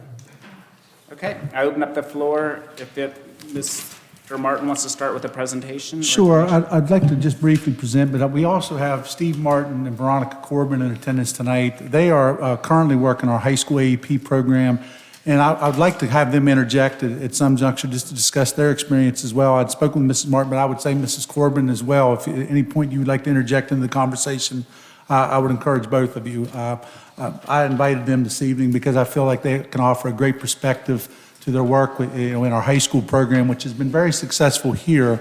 But we feel like that the potential for a program off-site at Rollsburg also offers some unique, I think it offers some challenges, but I also think it offers some unique opportunities to expand the program. We are looking to expand the program to middle school grade students. And with the facility at Rollsburg, it does offer the opportunity to expand for potential elementary programs down the line. I envision a lot of things that I think we can talk about tonight, but I'll just quickly start.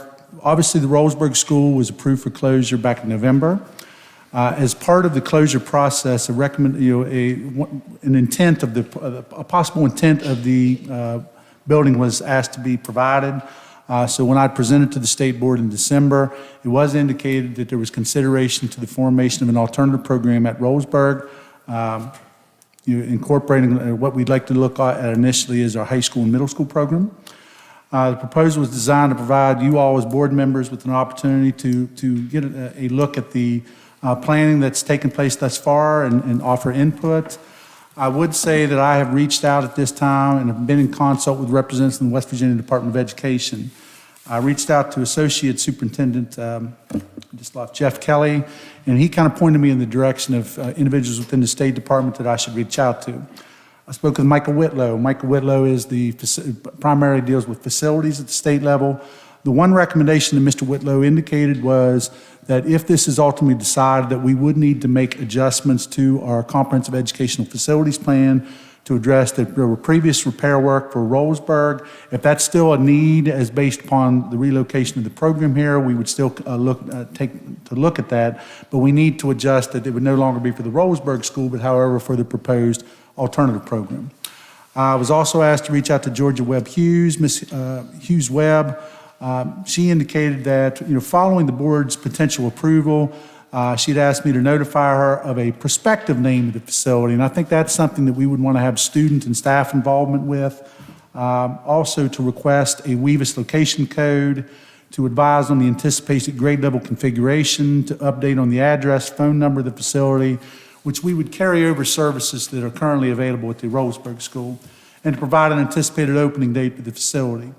She also asked, in asking like who dealt with the programmatic aspects of alternative education, she kind of chuckled and said that there wasn't really a defined individual at the State Department level to do so. She described it as, I think she said, a black hole.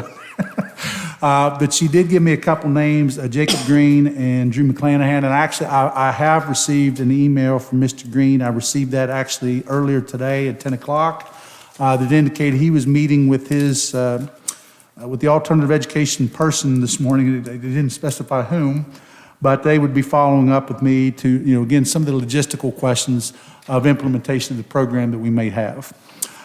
So we've tried to do some due diligence in terms of touching base. I was also told that it does not require formal approval by the West Virginia Department of Education. However, it's not the West Virginia State Board of Education. However, the State Board has been, through the closure process, availed with our intent to at least consider looking at the Rollsburg facility as a possible alternative program. The grade level configuration that we are tentatively looking at for the program would be in grades 6 through 12. Now, Mr. Martin and Mrs. Corbin currently provide services to students in 9 through 12. Dana Kelly has been able to write a successful grant in which we have one additional teacher that we envision would be working with middle school level students. And we are looking through some carryover levy funds related to alternative education to look to provide one additional aide. Now, in terms of, we'll talk about staffing here below, but that, initially teachers and aides, that's what we're looking at from a funding standpoint. You can see possible facility names, and again, these are just some options out there. I know Mr. Martin seems to be very favorable to the Rollsburg Alternative Center. I like to call it the RAC. I think the kids have been very partial to that as well. Now, in terms of staffing, we mentioned the teachers and aides. From an administrative standpoint, we are looking to add tonight with 2 requested positions that would indirectly relate to the AEP program. We have suggested the possibility of hiring a countywide athletic director that would include athletic direction services at Preston High School and all district middle schools. But in addition, they would have administrative duties associated with the alternative education program. A position that is currently, that was previously employed by Mrs. Kelly, the extended learning facilitator. We would anticipate expanding, that role to also offer some level of administrative oversight at the proposed AEP program. While I understand it maybe is not desirable to have multiple, administrative voices, the thought process is both of these positions would have substantial commitments outside of the AEP, and we felt like that it would be a source of administrative support by having at least one of those individuals consistently to be able to be in the building to address any concerns that come up with the program during the course of the day. And also to sit in on required meetings, transition meetings, potential IEP meetings that would be associated with the program. We are looking at custodial services, which is also part, and custodial and cook, we do not intend to have like a full-time cook or custodian associated. We have tied that in with a shared position with another facility to address some concerns at the other school, but to also provide limited custodial services and to be able to deliver meals. We do not anticipate preparing meals at this facility, but rather likely bringing those meals to the facility. Now, in terms of counseling or behavioral specialist staff, we look at that as needed. We would look to provide itinerant services where we have people employed in these capacities within the county, but would certainly look to provide services as identified by the staff that would be needed within the facility. We've talked about cooks. The bus operator position would need to be affiliated with one of the Roseburg area runs. Basically, with Roseburg, there would be a Roseburg bus that's coming from Roseburg to Preston High School. Students that are coming in that would be involved in the program, we would obviously have to determine a process in terms of where those students would meet and so forth. That's things we would work with Mr. Martin, with Mrs. Corbin, and other staff to determine procedurally, how we want that to be laid out. But then those students would ride back from Preston High School to the Roseburg facility to be provided with services in day. We have talked, one thing that Mr. Martin has discussed with me as a point of concern is the ability for students involved in an AEP program at the high school level to also be able to take CT courses. So there's multiple rules of thought, but depending, there is possibilities of looking at the schedule that we could possibly schedule transportation, and if it's providing transportation specific to students receiving CT services, that could be something we could look at through CT funding as a possibility. That's something we're going to have to look at very hard at the prospective students in the program and, what their schedules would look like and what programs they ultimately need. All of those things would have to be worked through. As we said already, one teaching position would be funded via state aid formula. The other has been accommodated by a grant. One of the aid positions would be looking at carryover levy funding, and Mrs. Corbin's position is an annual, I believe. Mrs. Varner, am I correct? Mrs. Corbin's position is an annual grant from alternative ed grant? Paid through some through AEP and some through state aid. Okay. Now, board members, in terms of looking at a possible schedule, being realistic in terms of timing, probably 15, 20-minute drive to Roseburg from Preston High School. We would anticipate an 8:25 start to 2:50, Monday through Thursday in person. Now, we are looking in terms of how the Fridays can be structured. And again, that's why we're reaching out to our State Department officials as to what is feasible. And I think maybe a little later, or Mr. Martin, I don't know if anything that you would envision in terms of that Friday date or some things you'd like to see that would be beneficial to the program at large. And you can speak from the podium, sure.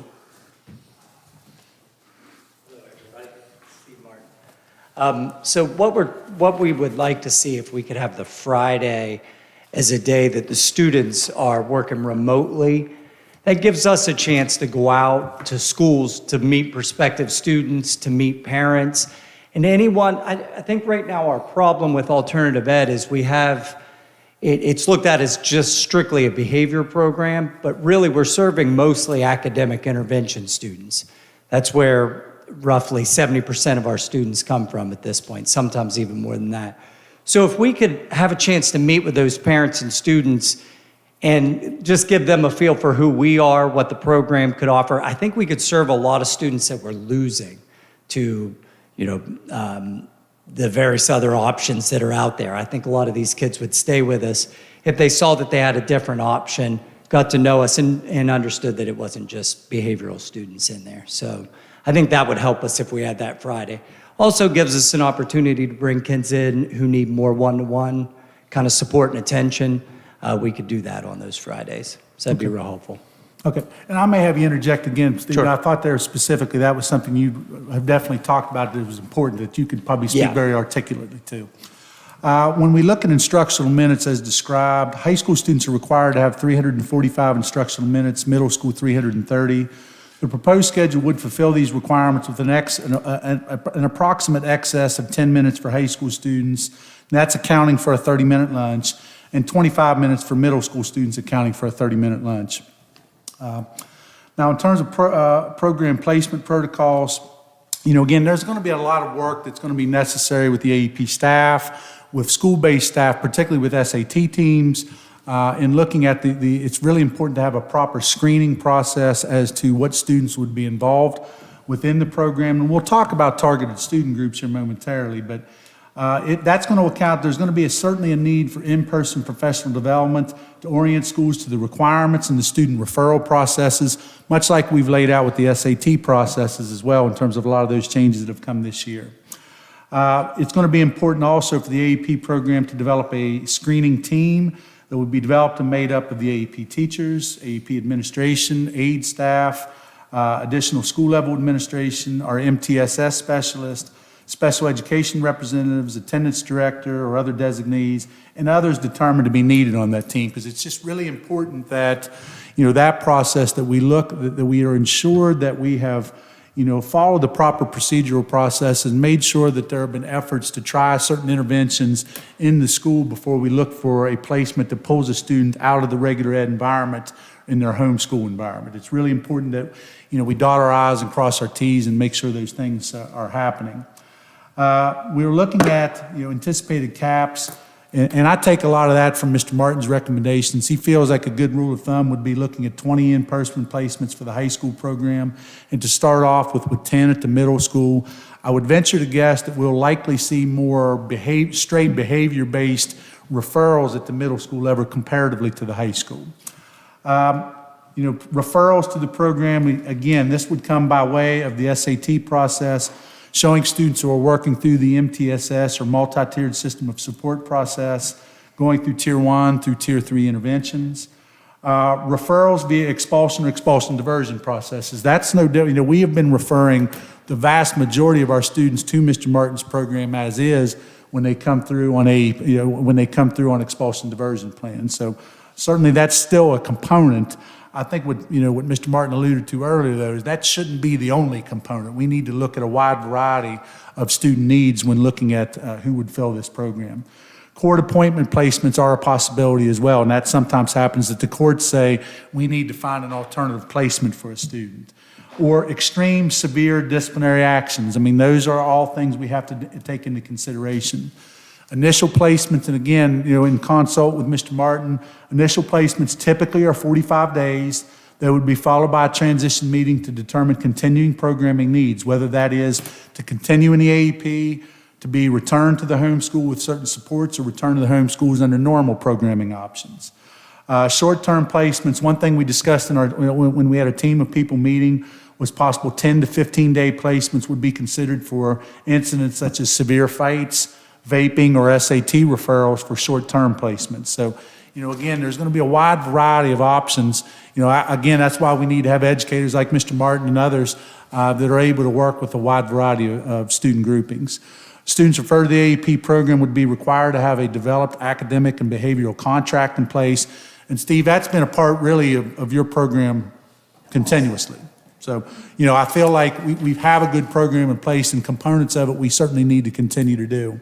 We also obviously need to have a transition path that lays out the path back, because the intent should always be that we're not just in the intent of trying to send, we don't just want to send the students to Roseburg and we don't want them back in our schools. Like, that should never be our absolute goal. It should be, we're sending them to Roseburg with a defined plan of what do they need to work on in order to be able to be better acclimated, to be able to return to the homeschool setting, because that is always, I feel like, should be the primary intent.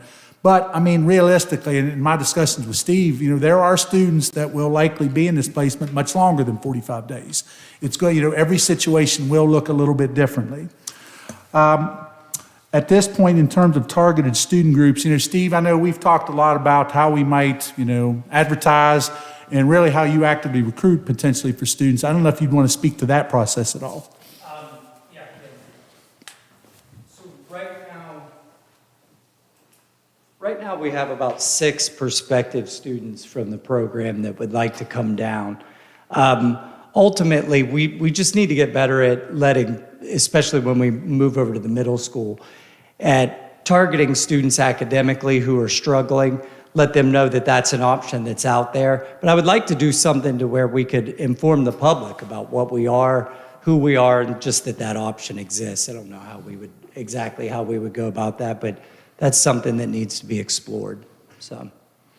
And Steve, I would say that the types of students that might come in, as I look through, obviously you've mentioned current AEP students, but we also have students that, for example, are disenfranchised. They don't feel that the high school or middle school options are a good fit. The high school can be, for some students is very daunting. There's over 1,000 students there. that could be, something that creates a lot of anxiety and stress, which I know in Mrs. Kelly's dealings, when students are, requesting to go to virtual, that's often, something that's pointed out. These are also, I'm going to guess, would be students that we would target that maybe the in-person environment here at the high school was not a good fit, but they don't really meet the typical requirements that we would look at as in a that are required within our virtual Correct. requirements. There are some remote students right now that won't come to school just because it's the high school. Our program's located at the high school. It's too big. The anxiety is too much for them getting here. If we had this in place, they would be in school. They would come in person. Just So we're gonna because lose this is a some facility students. that's just so much, again, it's the hallway transitions, the things that are Yeah. often points of stress would just be much different in this And it's environment. going to change. There are going to be some students that we serve now that won't want to be at the Rollsburg facility, but then there's going to be an entirely different group of people that will be attracted to coming in and being in person again, which gives us the opportunity. Most of our kids, we have some kids who will stay in the program for 2 years, but after 2 years, we've transitioned the vast majority out. And that's only a few. Most kids come in for a short period of time, 45 days, maybe take a class or two with us, and then they're back in the regular population. So there'll be turnover. So Steve, for the board's perspective, can you kind of speak to, what you and Veronica have going on right now, and just like what would a typical day look in your classroom? Well, we're going to try and keep it as closely aligned to what you would have in a high school classroom or a middle school classroom, because you want those kids to transition back successfully. So we would have an 8-period day, or whatever the high school or middle school's doing at that point. Still take some time in between classes so students could interact and have that socialization, and we could teach to those things if there are any kind of problems there. But we really just want to keep it aligned with what we already have going on. We'll teach all classes. We'll try and offer as much as we can academically to them. Core classes in addition to elective kinds of things, but we're going to keep it closely aligned with what we're already doing here, so make the day look similar. And I know one thing, that Steve and Veronica actually had an opportunity to tour the Rollsburg School, and really even just looking at the facility itself and the opportunities that might exist there. Of course, you still have a home economics lab upstairs that could be utilized when you're working with life skills, cooking, things of that nature. There's a viable music room where if we were to bring in, for example, specialists to come and work with select students. So I just feel like there's a lot of opportunity, and just it's almost like a blank slate that we could really do some innovative things. Not only with the high school, middle school program, but again with the potential to expand to elementary and to, there's been discussions, for example, with our gifted program. I know in speaking with Mrs. Miller, that maybe doing a once-a-week collaborative and bringing those students to the Rollsburg facility. It's so exciting. We want to build as much capacity as possible within the building. Right. It's so exciting just to see the facility. I think we're going to need a year to get in there, kind of get established, get all the particulars of just getting kids there and getting through the day established. But there's so many things that we could do that I think once we're there, partnering with the community to try and do some different things, I think it could grow and be something great for the county to serve kids and really help. But it'll take time, like anything else. We're going to have to get in there, get this program that we have going here established down there, and just grow from that point. So, yeah, I'm really excited about the chance if we get it. But board members, I will just tell you, I have the utmost confidence in Mr. Martin and Mrs. Corbin in terms of the work that they do with students on a consistent basis. While I understand it's kind of a frightening endeavor from Mr. Seymour's standpoint, and they would be certainly missed here at the high school, I think this is a unique opportunity that we have here, and I'm really excited about the potential prospects. So, Steve and Veronica, I appreciate y'all being here tonight. And do you have anything else you'd like to add at this time? Or any questions I can answer, so. Are you Batman? No. You come in all black. You've been a legend for as long as I've been on here. So thank you for what you do. Well, that's good to hear. Thank you. for being here. Appreciate it. We've never met, but I've heard absolutely nothing but the highest. So, That's excellent. So thank you for that. I guess my concerns with the current proposal. Right now you have 25, 24, 25? Yeah, throughout the day, 25. Yeah. So the current proposal is saying capped at 20 and then only capped at 10 for our younger. Those numbers seem really low for what it seems like we're already servicing. Mm-hmm. And we have evening options, right? I mean, Currently, we have- potentially, yes. You know, if we fill up during the day, we have evening. I would right? say, though, the evening options might be better served here in Kingwood, because if you're having to bring students from other school locations, you potentially could get them in here a little more easily. Yeah, but I was just saying, like, starting out with the current proposal, potentially capped at 20 and an additional 10, and having a total of 2 teachers and 2 aides down there, again, I consider this an investment in the county, an investment in all the schools. Like, this is an investment for an opportunity to turn things around in short-term programs that ultimately put kids back in the regular classroom, back in their community. I would like to see us be flexible with that limit, but that's going to require a lot of coordination. If we can serve a lot of academic kids, as long as if we have behavioral placements that we keep the right proportion. I think sometimes we can go well beyond 20.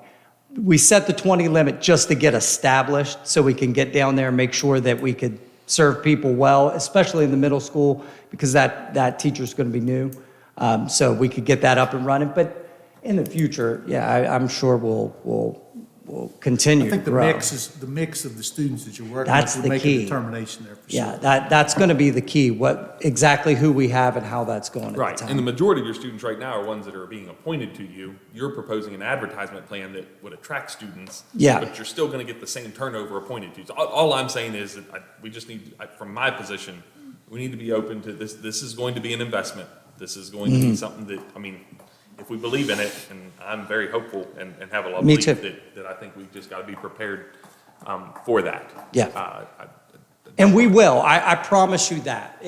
If we have the right mix of students, if we can attract students to come down there who we are losing right now, I think we could have pretty large classrooms. I really do.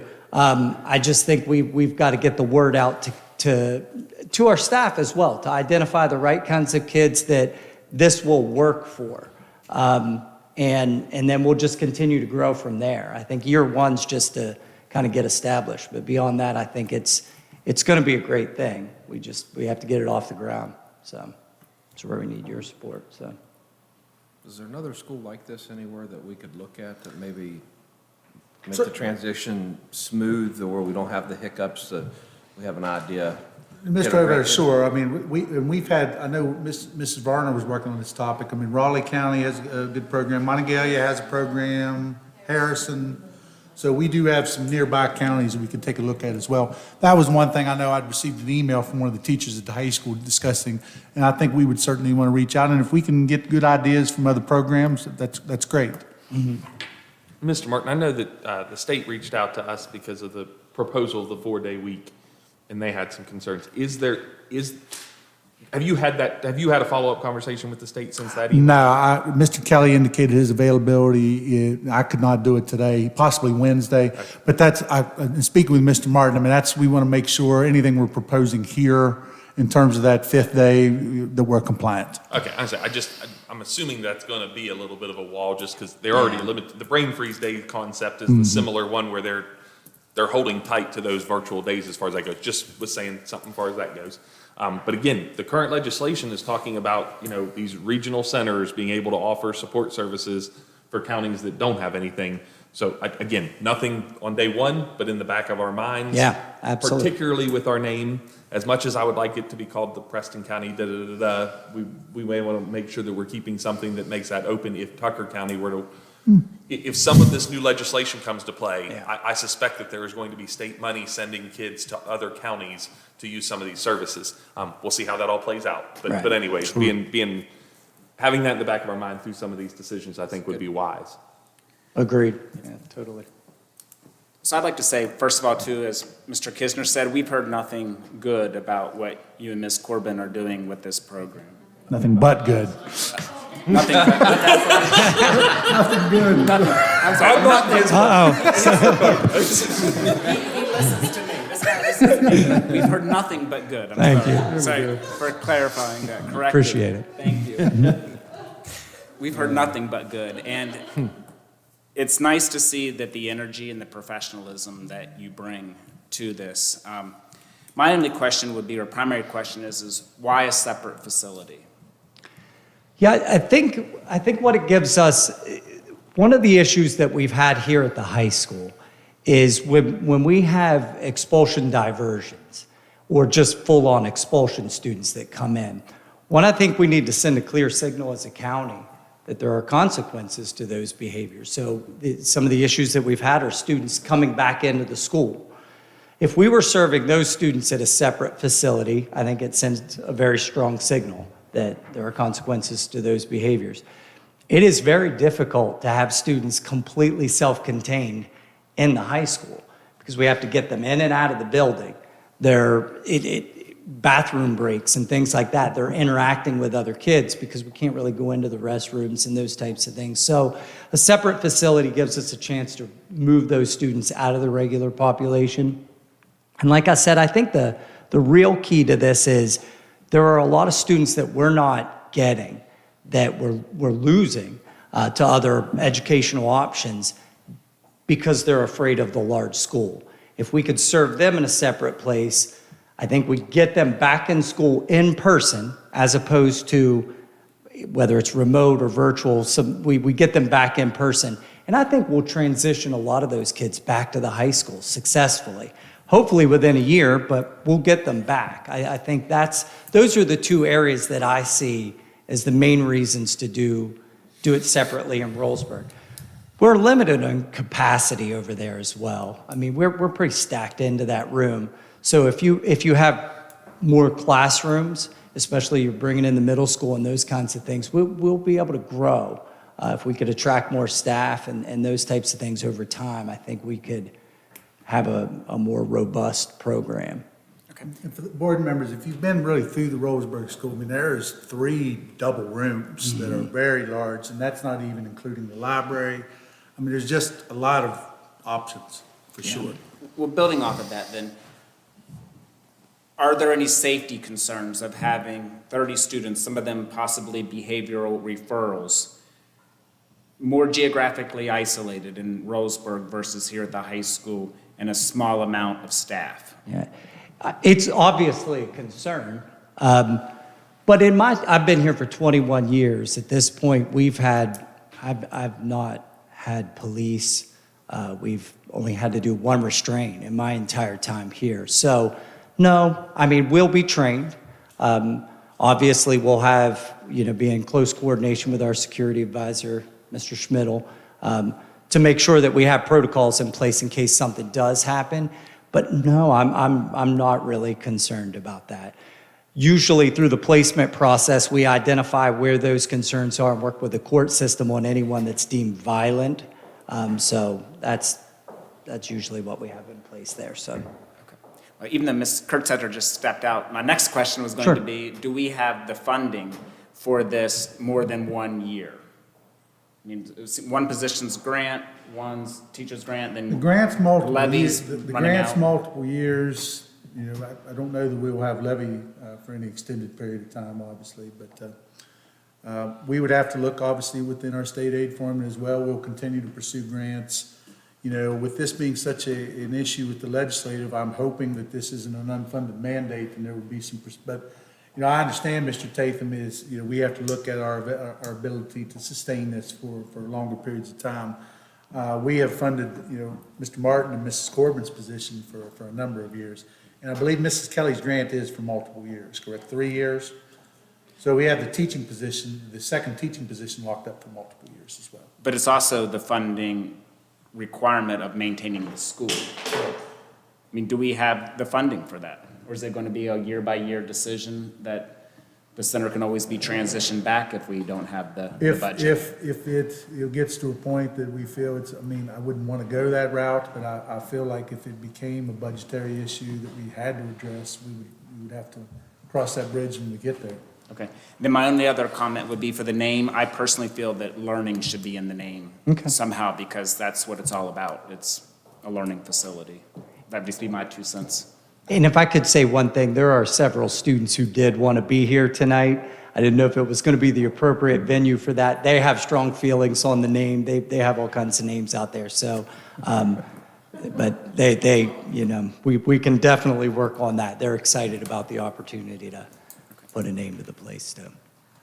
Just as a mechanical issue, is this, does this only require one reading, or is this a multi-reading proposal? It's on as an action today. Not a policy, so we have no requirements. Okay, just wanted to, Multiple read. okay. For board members, are there any other questions or discussion? Thank you, Mr. Mr. Martin. Zigray? Nope. Okay. Thank you all for your presentation. Thank you. Okay. Thank you. All right, I call the vote. Voting is open.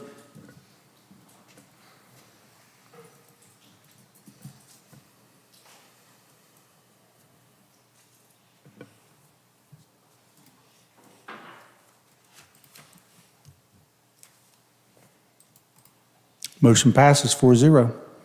Thank you.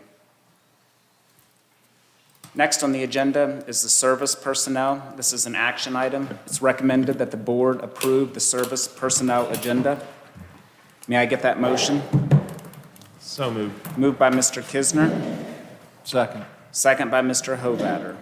Is there anything, Mrs. Varner or Mr. Martin, that you want us to tell us? No, just, Mrs. Varner, I know you'd already provided them that written copy as to the manners that we've tried to address some of the concerns brought forth by some of our cook staff during our last meeting.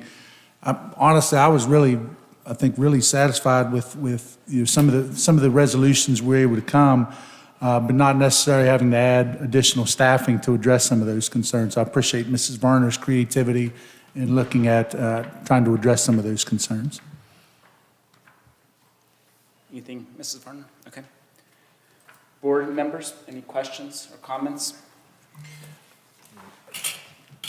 Explain to me why we're going, possibly doing away with 11 different bus operators. Are we going to reconfigure all the routes, or how are we going to make that work? Ms. Varner, do you want to speak to that? Whichever.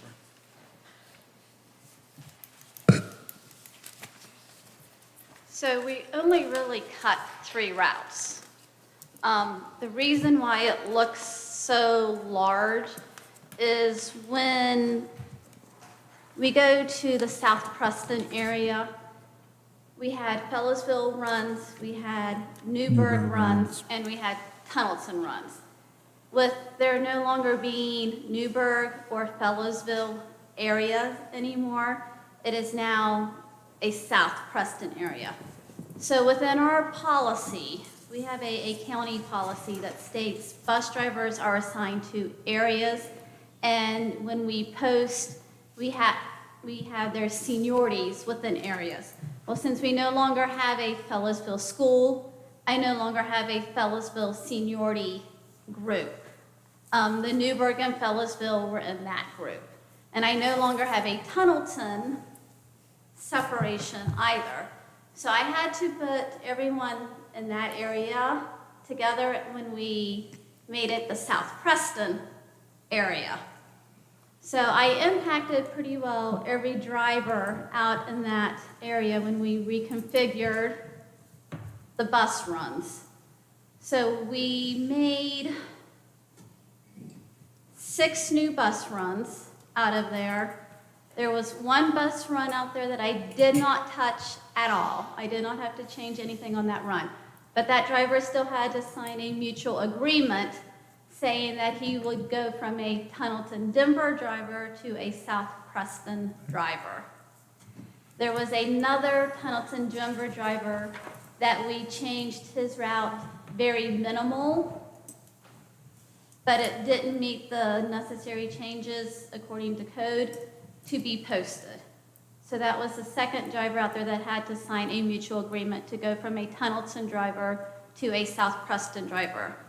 But all of the other Tunnelton driver routes was significant enough in changes, along with all of the Fellows,ville and Newburgh driver routes were significant enough in changes that they became new routes. So then they were no longer F runs or N runs, they all became S runs.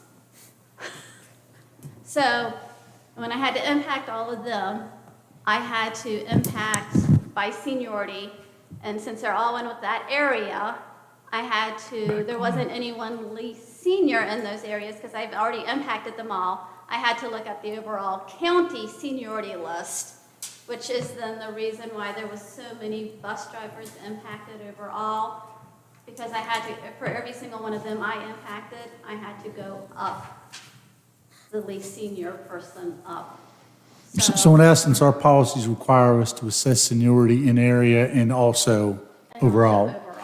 So like if I'm a driver in the Aurora area and I am out of 5 drivers and I'm the second most senior and the need for my route is eliminated, you have to first look at the bottom of you have to look at the drivers in the Aurora area first, carve out a spot there, and then if the 5th highest seniority in the Aurora area still has seniority high enough to still have rights to a job, then you go to the bottom of the overall seniority list, which is what's kind of accounted to a lot of this.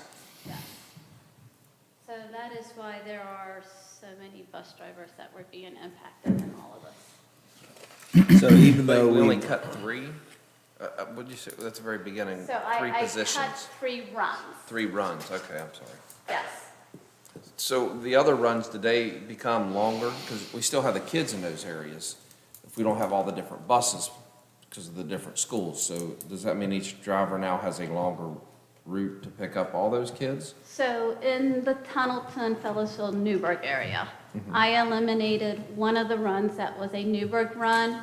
And by doing that, the Fellows,ville drivers, because I no longer needed them to go into Fellows,ville School and then backtrack and go to South.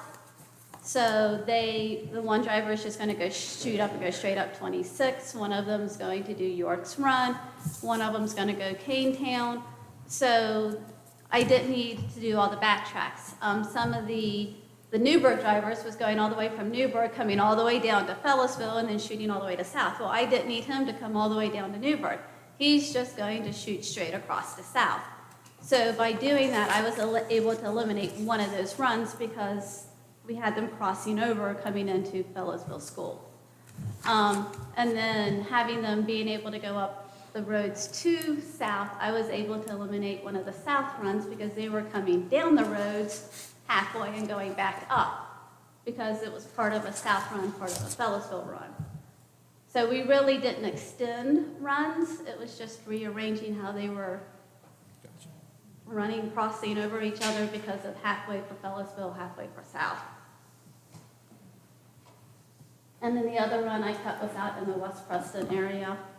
I was able to eliminate a run out there and combined a couple parts onto other runs, and then the other driver is going to do the alphabet roads as they're going to do their main run, drop off those kids, and then just shoot straight across and pick up the alphabet roads and come back in. And to clarify, none of the bus operators requested a personnel hearing No. on this. so even though we riffed 11 bus drivers, did any of them lose their job at this point? There are 3 of the least senior drivers that did lose positions, but none of them requested a hearing.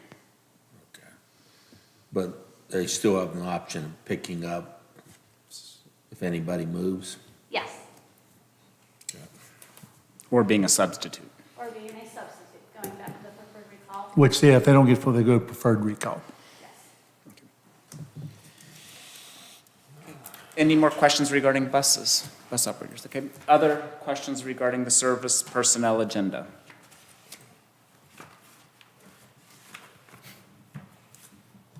I'm not hearing any, so I call the vote.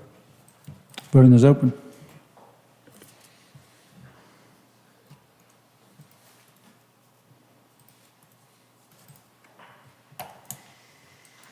Motion passes 4-0. Thank you.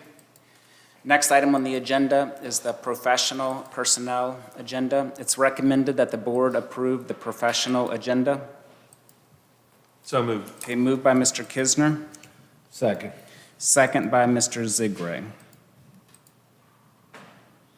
Okay, Mr. Martin, Mrs. Varner, is there anything that you want to say? We did receive a resignation from one of our employees who was on our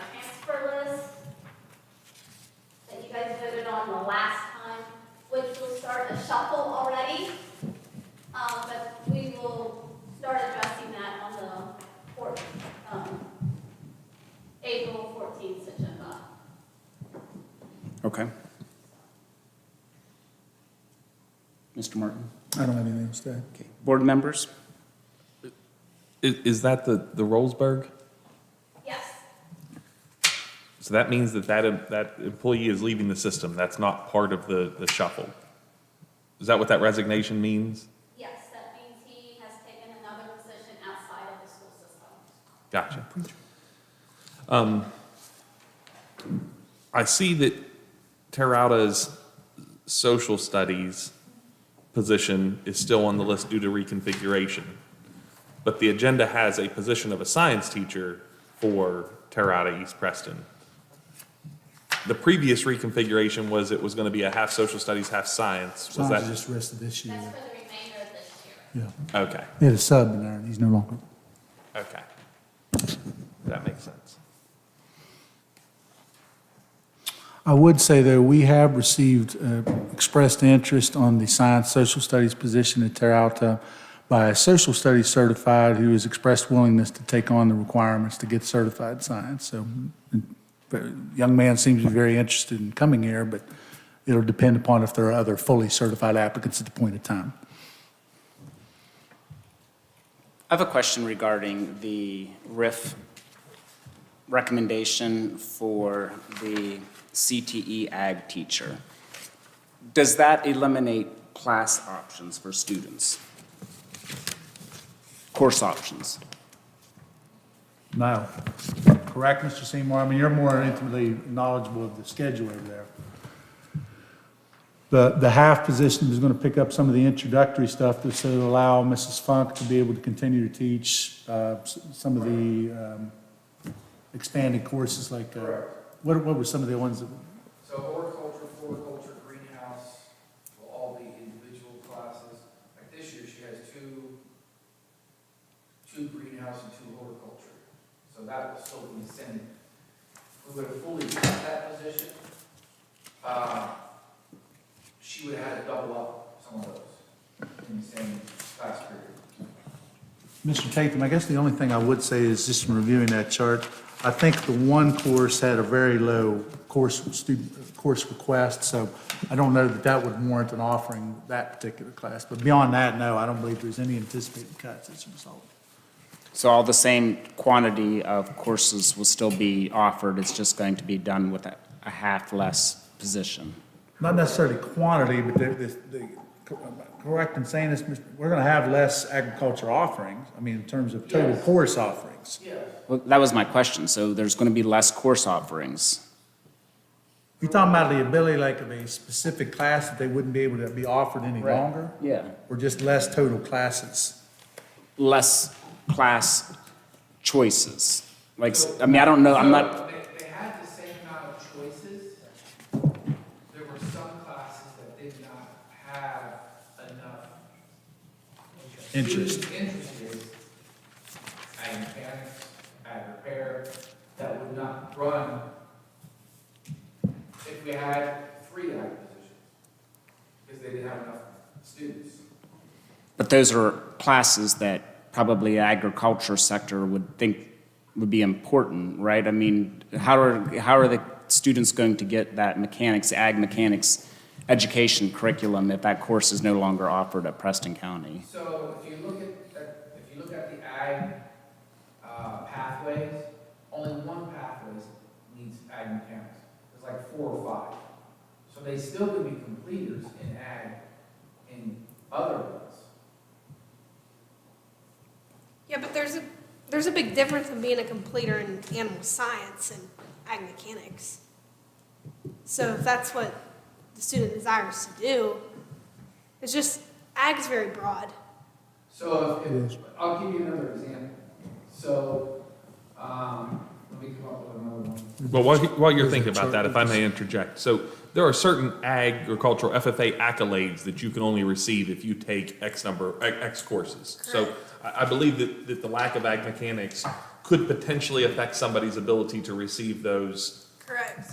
those titles within the FFA organization. All right, so I would agree, you're not going to find a bigger CT ag supporter than I am. But with that said, I in good conscience could not offer a class that only 1 or 3 students is going to offer when we're putting 30 in other classes, right? I mean, just from where I sit. So I mean, like, that is something. Now, with that said, part of the scheduling thing would be is that my expectation is that our ag teachers will again push next year to make sure, the only person that would, hopefully the only people that are affected by this would be people who this is their senior year and they were hoping to take it their senior year. Now, again, there's no guarantees, but right, the hope would be that with these many, because we have 3 intro to ags, we have 4 in the current school year. Next year, we're only gonna have 3. So we're dropping about 30% of the intro to ags, but the more of those that get involved and look for that, hopefully there are enough students that we're able to offer it with much more interest in the future. Anyways, just from what I've understood in talking with the ag teachers. So ag mechanics is not the only class that we offered that we did not schedule. There were other classes that had 3, 6, 7 students that we could not justify having that class for just 3, 7 students. And Mr. Seymour, in that instance, that's where you're looking at their Alternates. alternate options, right? Which are not factored into this report. Right. No, on the same note, like Mr. Seymour was saying, that happens all the time in the academic side, especially when we look at AP classes. I mean, me and 5 buddies might want to take AP Lang, but we only 5 that signed up for it, and 12 people signed up for AP Lit, so they're going to run AP Lit. I mean, I agree, but you run into a problem with CTE where with seniors next year, there's some kids, like myself, they only need 1 more class to complete. So if that's my class that gets cut, I'm kind of in a pickle because I won't, that path, so you're going to eliminate that pathway now if you're not offering that class or those classes. You know what, does this make sense what I'm saying? Yeah, you got 3 classes here that you're cutting next year. The fundamentals of ag mechanics, the ag equipment repair, and the animal production and management. So if I'm a senior and I need one of those classes, what's my options as far as being a completer? You don't. You know. Brooklyn, as a student, Because there goes mine. I mean, the thing is, number one, no student ever came to me and said, I can't be a completer because we're not having these classes. No one has come to me and said that. Okay? You may not be a multiple completer because we don't offer those classes. I mean, that's where we're at. I mean, if you want us to pay $65,000 to have 3 kids in class, by all means. I mean, I'll do it. But you gotta justify that $65,000. But respectfully, Mr. Seymour, if you have kids who want to apply to vet school, I don't think the professors really care if you completed in ag business or horticulture, but you would have had the option to complete in animal systems, and now that's stripped. Can you take it virtually? How can you take a CTE class virtually? I think they do business. I don't know. I didn't think they Because do that's offer what they business. end up doing on the academic side. Yeah. They take those classes virtually. And I understand not being able to, I truly do, 'cause I have friends in ag, but I think at the same time we have to look at our ability to offer everything in all aspects, First, I was in CT for a while, but I switched and I just decided to go more academic, and I didn't, there were plenty of classes that I could have took that would have benefited me in college and benefited me going forward, but the class options aren't there. And I think, it sucks, but that's kind of where we're at. Mr. Seymour, with Ms. Layton in conjunction, I think we should be looking at to see if we can offer those virtually, right? I don't know the answer to that. I think in some ways that may be difficult, and it's probably not as likely as offering academic virtual courses, so I don't disagree. Could you give us a list next time just of the agriculture, like each completing section, what it takes to be a completer in each one of those sections? Yeah. So we have an idea like how much these classes may be affecting some kids or may not. I probably have it right now, I looked it up. I didn't think you were allowed to even run a CT class virtually, because I know a lot of the students who are virtual, Honestly, they come in just for their CTE classes because they can't take them online because those are hands-on classes. I can't pregnancy check a cow on my computer. So, Not wrong. Mr. Seymour, may I ask you a question? Earlier, we were discussing that a lot of these might be signed up for alternative class, as an alternative. When will the scheduling be complete to where we'd have a more accurate number? August 21st. I mean, honestly, throughout the summer, we will try to have a schedule as best as we can by the end of May, but even throughout the summer, it changes. Mr. Seymour, And go ahead, I'm sorry. part of the restriction to that is I don't have people. Like, my counselors are done, basically. They get maybe 2 or 3 days in the summer. And usually what they do is they spread that out, and one comes in one day, one comes in another, and we work on the schedules. But, I mean, we work on scheduling all through the summer. And then what's gonna happen is, we're gonna come to August 21st, I think that's when it is, when seniors come in that first day, and then those who want early release because they have a job, then all their schedules get changed. So that's the conundrum we have with that. It will be in good shape by the time we leave at the end of the school year, but it will still change.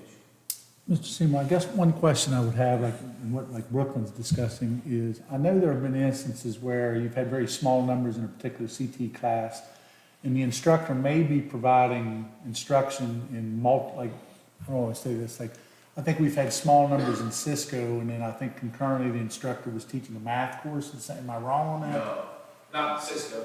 Okay, Now, well, teach- maybe that's a bad teach example. Cisco 1 and 3 at the same time, or 2 and 4. Okay, that's what I mean, like, if you've got small They would numbers. not do cross-curricular like that. Okay, but if we looked at some of these ag courses, if there was an instructor that had the ability to look at offering, like, if we had a defined need, I mean, I don't know, like, I don't know how that may work. I mean, if it came down to a student needed this course, we would go to ag instructors and say, can you help get through this course? That's kind of where I'm at, is we could look at those, because I don't know that we're gonna, based on the numbers of requests for these courses, you know, I don't know that there's going to be a ton of those situations, but we need to be cognizant of the ones that exist. Yeah. And certainly try to figure out if we can Yes, we've determine done Okay, I got one question, and I'm trying to figure this out. Okay, in 2025, we had 100 kids in Intro to Agriculture, and we had 4 classes. Next year coming up, we only have 40 kids in it. Where did the other 60 kids go to? Like, if they took intro, wouldn't they take the next level up? No, they don't. They don't. They might. They just take intro and then they stop? My son took electricity for like That's common. twice, and then he got out of it. But what does Intro to Ag count for? A lot of freshmen, it's on their schedule sheet. Yeah. So you have, they take the English, science, social studies, math. Yeah. They usually take the PE, they will take a fine arts. Right. They need to take a couple other classes. They will sign up for Intro to Ag, career clusters, something along that line, because they see things on there and they want to put them on their schedule. Yeah. A lot of kids have interest in like Intro to Ag because they show animals and things, but once they actually go in and take the Intro to Ag afterwards, after their freshman year, they don't follow through with any of it, because by that point, they decide, I want to go into nursing, I want to go into welding, I want to go somewhere in one of the other clusters. Fine arts. So they don't follow through, or they're into band, or they're into the pottery, or they're into something else, or they're straight into academics by that point, and they don't finish it out. Yeah, I mean, when I was in high school here, I only got to take Ag 2 out of my 4 years. I mean, and I've grown up, lived on a farm my whole life, continuing now, but I was only able to take two years because I went an academic route, more college prep. But I was thinking that Intro to Ag, at least back then, longer ago than I like to admit, but counted for, like, you had to take a career connections, or if you took an Intro to Ag or something like that, that it counted for one of those requirements for exploratory of some nature. I don't know if it still does or not. It's not a requirement. Okay. Okay. But like also, there's dual ways, like if a child takes floriculture, am I correct, and that can be used as a fine arts credit? It used to be. but No it's longer? not Okay. anymore. Okay. And freshmen, the CTE department has asked us to limit what classes we offer to freshmen. So, intro to ag is one that we offer to freshmen. That's where the career PCA connections is one comes we in. offer to freshmen, business computing applications. Because they wanted, I'll just stop there. But that's where the career connections class, generally a lot of those freshmen are enrolled in those So, career connections That's when we classes. put career connections class. In lieu of some of those So, introductory 12 CTE. of the 16 CTE clusters are gone through on those. And so it gives them an idea. And usually, if they're going to go CTE, they'll start in their sophomore year. Would it be a safe assumption that if we had enough alternative interest in getting one of these ag classes back, would the career connections be one that could be replaced with an ag class that is a higher level, or is that a potential? I'd have to look at the schedule. Okay. I mean, I'm sure we could work something around, but we have to have 12 teachers. Yeah. The career connections is how many weeks long? So sixth, 7th, and 8th period is always career connections. Uh-huh. And it's 3 periods of 4 each, and they rotate through the 4 for each quarter. So that's how that works. What was your question? Well, I was just thinking, because we're still gonna have a half ag Yes.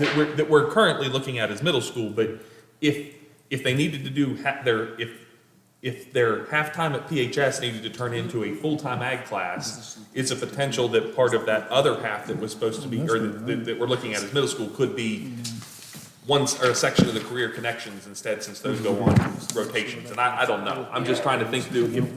Again, I appreciate, we want to try to protect these opportunities for our ag students, especially those ones that this is, to prepare them. At the end of the day, unfortunately, we can't offer everything. I mean, and again, I just, from where I sit as a true ag supporter, as a CTE supporter, I can't justify a salary for a class of 3. We've got to look at alternatives, whether we can figure that out virtually or figure that out with duplicating, multiple classes in the same room doing different areas. Okay, reason- what course did greenhouse fall into as far as Yeah. the It completion? was approved. course? Plant systems. I couldn't remember. And what they said is that last year we didn't have enough sign up for greenhouse, so they allowed the greenhouse to operate during one of the teachers' planning periods. So it's not on your list. It's on your list as a 0 under the 25 green But we section. had greenhouse. But we last did have one because they allowed them to use that. Instead of giving them a duty, if I understand correctly, Mr. Seymour, instead of Miss Funk getting a duty, she was allowed to operate the greenhouse for her duty period, so that we were still able to offer that with a very low number of students signed up for it. So can we do the same thing with the animal production or the animal equipment this year? Brooklyn, you need the animal production to finish up for next year. That's what you need. And I understand, and I know we can't offer everything for everyone all the time, but I feel bad for kids that are 3 years into the program and they get that taken away from them. I don't Yeah. think it's fair. Brooklyn, are you able to speak to or inform us of why students aren't interested in why the interest in the ag courses is down? I think ag is just very broad. I wouldn't say that it's down. I think in certain areas, like it's higher each year. Like this year, I think it's higher in greenhouse. So, but think like greenhouse, the plant systems that you can take up to 3 different classes: greenhouse, horticulture, floriculture. That can be 60 to 80 kids right there. Animals, you really only have like 2-3 classes. So I think it just, it depends on the kids every year, I think, because ag is such a broad, it's definitely the most confusing pathway to completing, because like within completing in agriculture, there's so many like subcategories.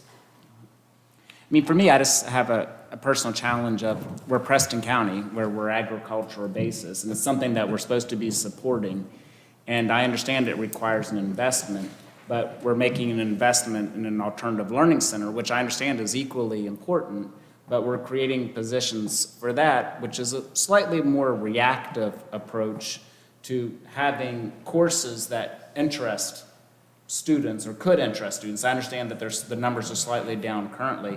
I'll be honest, I'm concerned about eliminating an ag position when we should be building up and investing in our ag program. And that's just how I feel with it. And the whole reason this is up for RIF is because of lack of student enrollment or interest. Yes. What consideration went into creating different courses within ag that may have more interest, like modernizing, tweaking, changing a little bit to see if students have interest in that? So the only classes pretty much that we offer in any CTE is what needs to be done for completion. So, like, we don't have the staff to have CTE electives. You're going to take electrical 1, 2, 3, 4, and 5. You're going to take, I can't find the ag pathways right now. So whatever you need, like for instance, I know Science of Ag is a class that they want everyone to take their second year, but only one pathway needs Science of Ag. There's 4 or 5 pathways. I think there's 4. Agribusiness. Agribusiness, animal systems, plant systems, Natural resources management, animal systems, animal processing. I'm just saying that's one that could be, but yeah, we don't do that one. Those are the ones I see. But I don't have the classes to take. Mr. Justice can help me with that. I don't have it. You can ask that question, we'd have to separate it from the agenda. So we'd have to. So Yeah, Mr. Hoban? it seems like we're really torn on this. We spent 2 hours tonight on this one topic. So can I make a motion that we line strike this one position and maybe discuss it at the next board meeting? Does it? You can make a motion to amend to separate it. The other thing I'd say, Mr. Tatum, the position that's referenced has been approved at the last meeting. You're talking about creating a new position of a half-half. Yeah. It's already been approved. To create a new position of That's a correct. half at the high school and half at the middle school. So if you add this back, you're adding a position in. So what Mr. Martin's saying is, the previous meeting, we approved the new position for half at the high school, half at the middle school. But to answer your question, you're more than Yeah. welcome to make a motion to amend. It would just be to separate this item out. And then that would be a separate vote. Once it's separated, if you want to table it, you can make a separate motion to table it. Well, it just seems like we have a lot of discussion about it, and I don't know that we've got through everything we need to yet. Yeah, so it would be make a motion, you'd have to get a second, we'd have discussion, then it would have to be voted on. If the majority of the board doesn't want it. Well, I make the motion to separate this one position out. Second. Okay, the motion has been made to separate the CTE ag teacher, made by Mr. Hovatter. Mr. Zigray has seconded to be separated. Discussion on this motion to amend. We're talking position, we're talking about the specific employee, correct? There is no position to tie this to. The class, basically. Well, there is an employee's name tied to it, and it is in the public record, but that employee's name is the position of CTE ag teacher. Where is it? But yeah, it's the CTE ag teacher. We're talking about that position. I mean, we can say the name, it's on the public record, but Mrs. Varner, one question I have is based on timelines at this point. If we don't take action tonight, being in late March, is this something that has to be fulfilled by April 1st?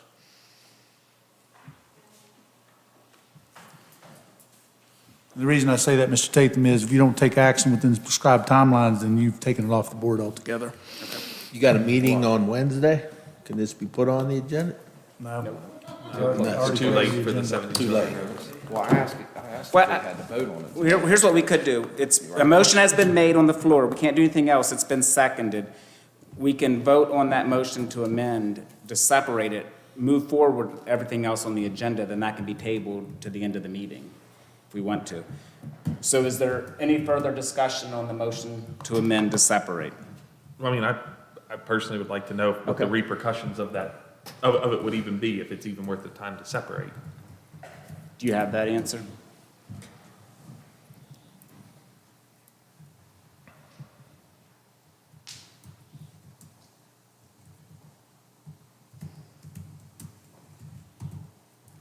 So with it being a RIF, you could move until the meeting in April. So we have additional time.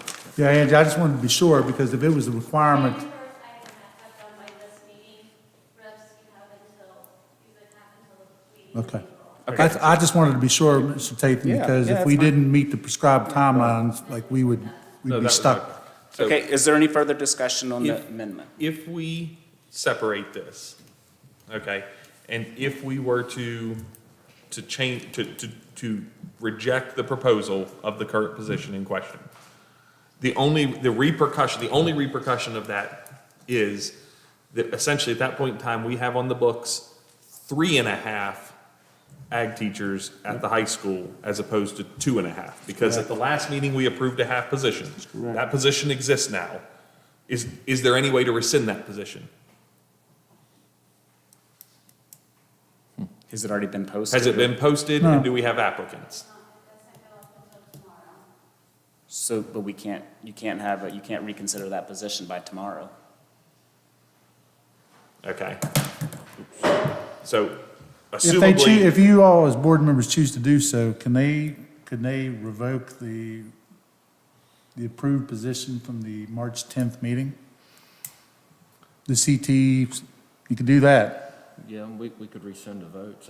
I don't know. It's not on the agenda. There was no public notice about the consideration. You'd have to reconsider it. We're not going to I rescind. don't know. How about, let's move forward with it. We have a motion on the floor to amend, to separate. It's been seconded. I call the vote on the amendment. All right, so just want to make sure this motion, right, Mr. Tate? The motion to separate the impacted CT agriculture teacher position from the rest of the professional personnel agenda. Correct.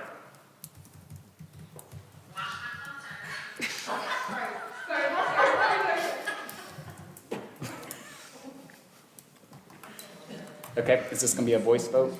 Yeah, if you can make a voice. vote. Okay, Mr. Hovatter, we'll start with you. Yes. Yes. Yes. 4-0, motion passes. Okay, so that position has been separated. Now let's go back to the remaining agenda. Is there any further discussion regarding the professional agenda? Nothing else? No questions about any other positions? Okay, I call the vote. Voting is open. This is only on the full agenda minus the Minus one. this position, that's Minus correct. one position. Yep, correct. Thank you for that clarification.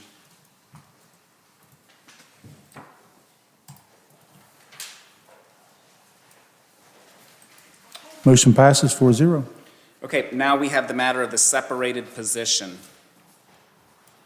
Is there a motion to either table it to the end of this meeting or a motion to postpone it to a future meeting? If not, we'll vote on it now. Do I hear a motion? I move that we- I'll make a motion to table it to the next meeting. Okay. And you're saying we still can decide on it at that meeting, right? Correct. According to Mrs. Varner, correct, because it's a RIF position, we just have to, you have to have all approved RIFs by May 1st. Angie, my head was jumbled if it was RIFs or transfers had to be done by April 1st. I just wanted to be sure we've met the prescribed timelines, so.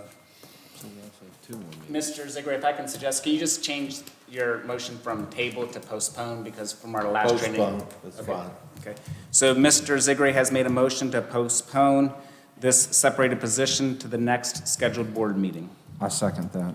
Okay, seconded by Mr. Hovatter. Is there any discussion on the motion to postpone? Okay, not hearing any, I call the vote. Is this a voice vote too? Huh? Yes. Yeah, starting with Mr. Ziegler. Yes. No. Yes. Yes. Motion passes 3-1. Okay, thank you, everyone. Next on the agenda is bus safety concerns.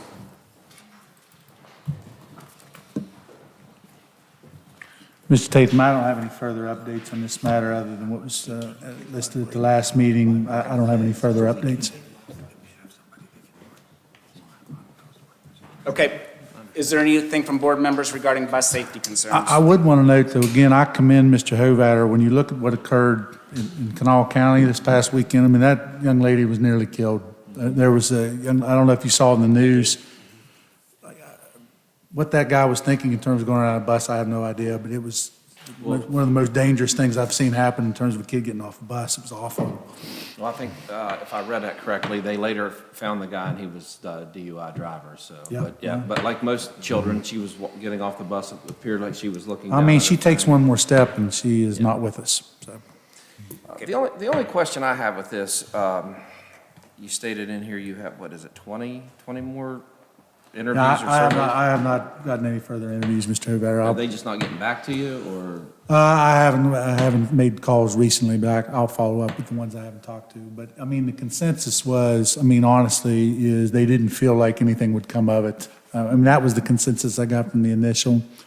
At this point, we've taken action on 2. I do feel like there's, even through that process with our lawmakers, I felt like that was a good process, to kind of understand. And I think the sheriff is certainly putting a priority on this as well, and I appreciate Sheriff Spiker's mentality on this.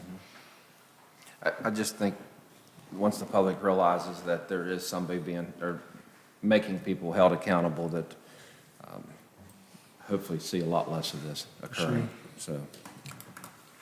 All right, thank you. Okay, next on the agenda is the Office of Civil Rights Guidance document. This is a discussion information item. Mr. Martin?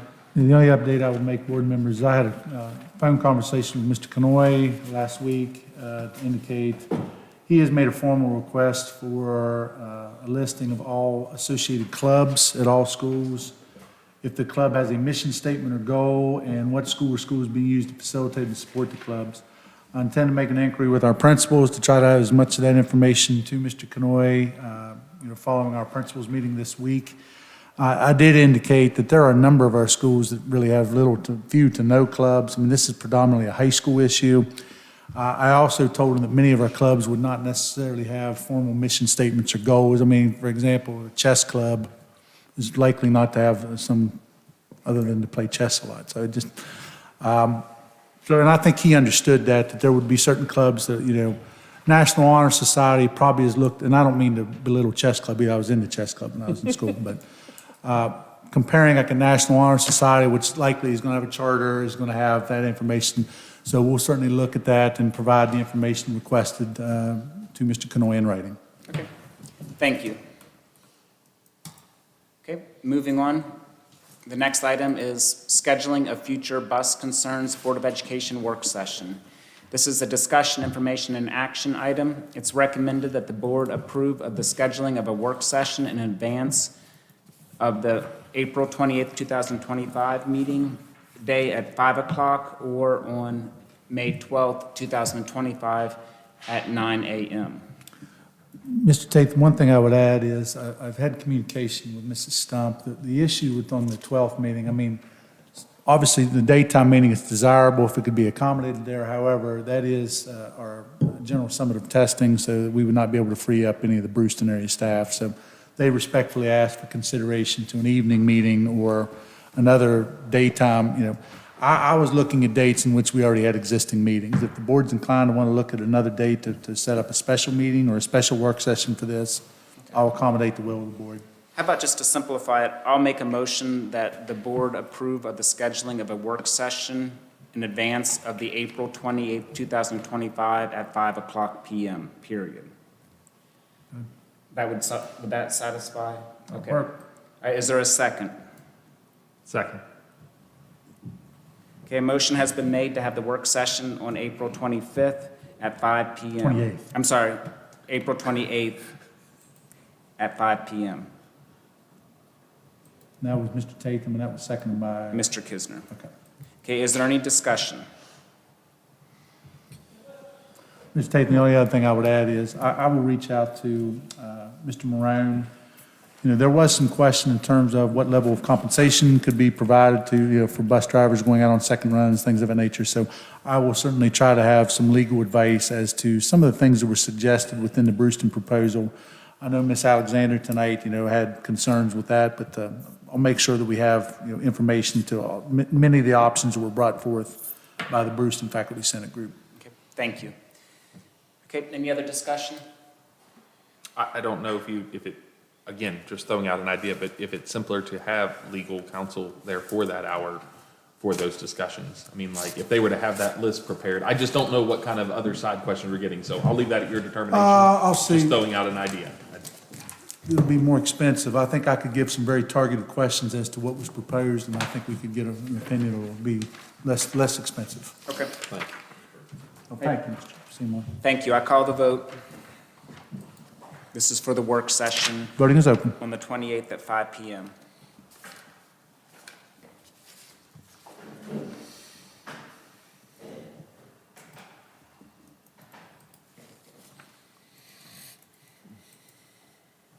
Motion passes 4-0, and I'll make sure to notify the Brewston staff as to the timing of that event. Thank you. Next on the agenda is the superintendent's report. Okay, I'm trying to be quick here. Board members, you have copies of the last two superintendent's updates, obviously a weekly schedule, which I'm not going to jump into. We have had students do a great job. We had several county students excel at the West Virginia State Science Fair. We had 2 individual high school students receive specific awards. We also had, again, a number of students with a first, second, and third place. Again, we commend Mrs. Zigray and other teachers and staff who have worked with those students to prepare them for the state level event. I also wanted to call attention the HOSA group, the Preston High School HOSA group, who went to the State Leadership Conference in Huntington. You can see a large number participated. We had a number of students that finished in first, second, or third place in a variety of topics related to, health occupations. Certainly appreciate the advisors, Mrs. LaRue, Mrs. Sines, and Mrs. McCleary, and Mr. Justice for accompanying those students to the conference. I had an opportunity to help chaperone some students. We had 5 county students who were paging for Senator Smith. You can see Mr. Justice and Mrs. Weaver had a group of our CT students in terms of the ProStart students prepare. This is always one of the days that the West Virginia legislature they look forward to.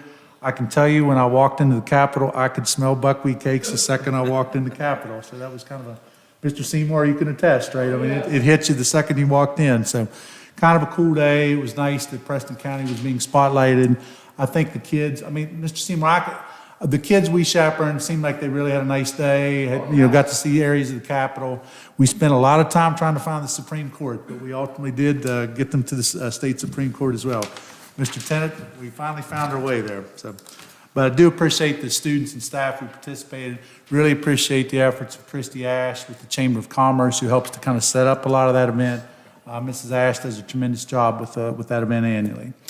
Also wanted to call attention, we had, Mr. Ziegler, I don't even know how many students, but it was probably 30-plus students participating. They did great. Yeah. They did great. In the state, or the regional social studies fair at Glenville State, and we'll advance a large number of those students to the state level event. Again, we appreciate Mrs. Zigray and other individuals that work to help prepare the kids to get, for the regional level and once they move on to the state level. Certainly it's a source of pride for Preston County in terms of the strong performances of our students in both events.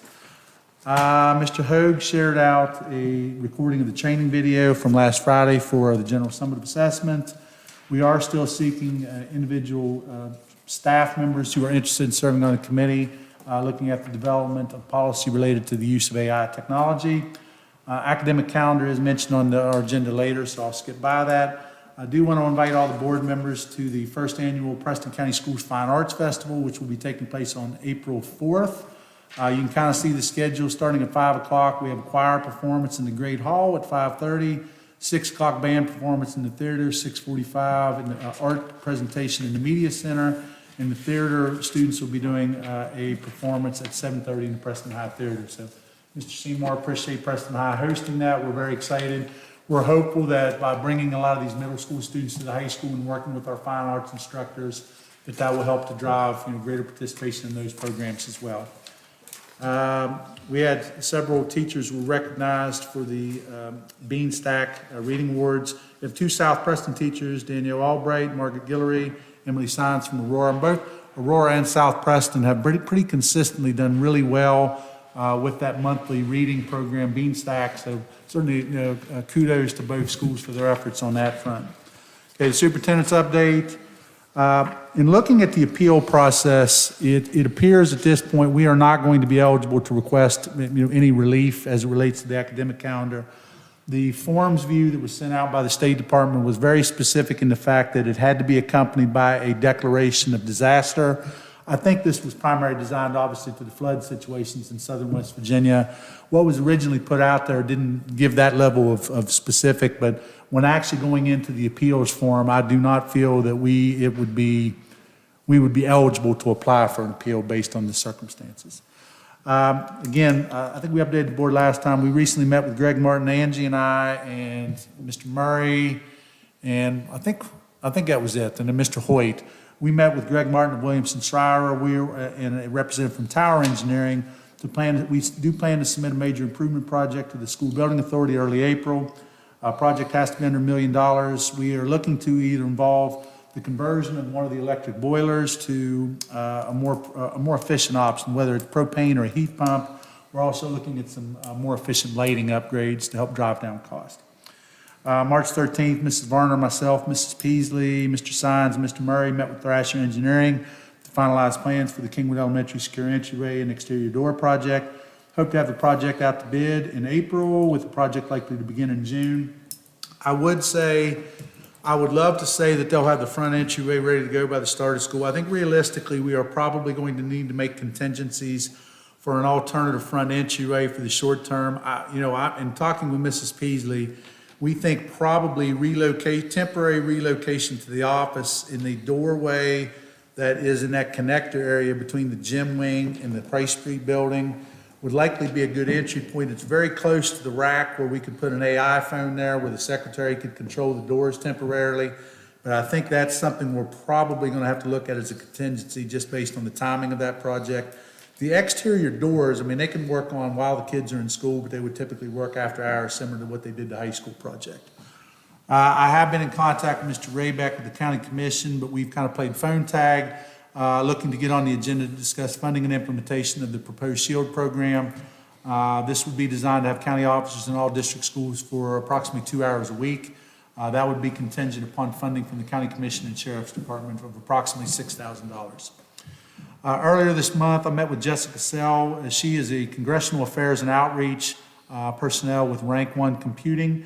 I also met with Jennifer Watering of the Adventure to discuss the possibility of working in conjunction with other county entities to seek funding via, and this, I'd not heard of this program until I'd had an opportunity to sit down with these folks, the Department of Justice Congressional Directed Spending Program, or CDS. In the past year, they mentioned, they've tried to target some districts that often have some funding issues for safety security projects. They worked with Clay County Schools in a project, I think it was Clay County and the Clay County Sheriff's Department. They rewarded over $500,000. So I've had initial conversations with Mrs. Stone with the commission and Mr. Spiker to see about the possibility of working with them to discuss targeted safety and security project funding. But it seems like there's not a lot of drawbacks to this program for sure. So it's something we certainly would look to try to pursue. Board members, I've included just a legislative bill status update in the attachments within your agenda. There was also some specific concerns expressed about the Regional Board of Education. I can tell you I had specific dialogue with some of our representatives, and they did not, all I can tell you is I strongly recommended against this legislation. It is, to me, and the verbiage I used with our legislature was, I knew their feelings on consolidation, and in essence, this is consolidation of public school boards. This is looking to take local power away from local school boards. I will come out on record, I am against this legislation. I specified that to our legislature, our local representatives who was on the committee, and unfortunately, they did vote in favor of it. There's a possibility this could be approved. What this would look at is a potential pilot program to potentially regionalize multiple boards of education. So kind of what Mr. Kisner talked about earlier, this could be the possibility of, say, a Tucker, Randolph, Preston, that are levy-less counties, geographically similar, but it would take away the potential of local control. So, that is my concern with it, is that aspect of it. But certainly, board members, Mr. Brown has provided an exhaustive update of our legislation. I mean, I really appreciate what Mr. Brown does with the State Board Association, because, I mean, honestly, and I don't mean to be critical of anyone who was in, previously the State Board, but he does a great job with that. Mrs. Varner, anything else we need to bring up from a personnel standpoint at this time?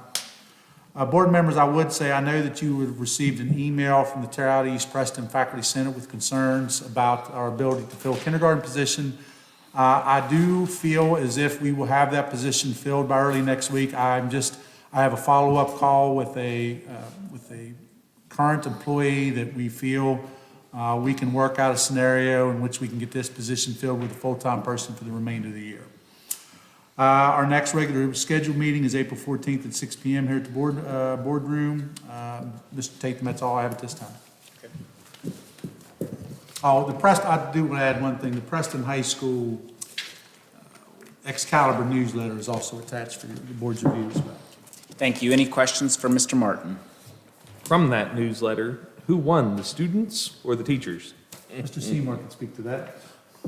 Well, the teachers let the students win this.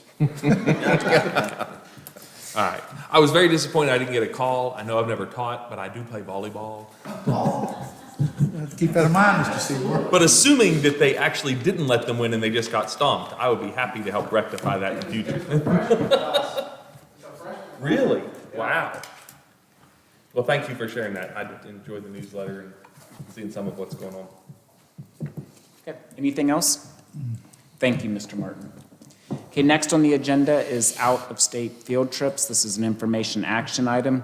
It's recommended that the board approve the following out-of-state field trips: Central Preston 7th grade to Flight 93 National Memorial in Shanksville, Pennsylvania, Aurora School Summer Reading Challenge to Smithsonian National Zoo in Washington, D.C., and Fellowsville Elementary to Idlewild Park in Ligonier, Pennsylvania. Can I get that motion? I'll make that motion. Second. Okay, motion made by Mr. Zigray, second by Mr. Kisner. Okay, is there any discussion? Mr. Martin, the Aurora trip currently shows 52 students, 53 adults. Does the school pay for the adults to attend, or is that, do you think those numbers are accurate, but does the school pay for the adults to attend? That seems like a large number of adults, although to DC, I know that the ratios are typically much, much higher. Generally, what they try to do is, what was the funding source? Was that levy-based? It says that it's school funded, but it's the summer reading that Miss. What's that? Okay, so that's not a levy affiliated. And I think generally speaking, Mr. Kisner, what we try to do, although this one sounds like in terms of the number of parents would potentially require additional busing. We have never discouraged, for example, if you've got empty seats on a bus and you can accommodate additional parents, but generally speaking, if it were county level funds, you try to avoid having to employ an additional bus for parents. But again, it often may depend on the age level of the students. They may have, really want to have, an adult to every student, depending upon the age of the kids. Yeah. I know that program is a big ordeal, that Aurora invests a lot in that. Mm-hmm. It just seemed, again, that one-to-one with two buses kind of indicates to me that we're probably not, I don't know if we usually pass that on. Like even the entrance to the zoo, I assume a school is not allowed to pay for the parents other than a handful of needed chaperones.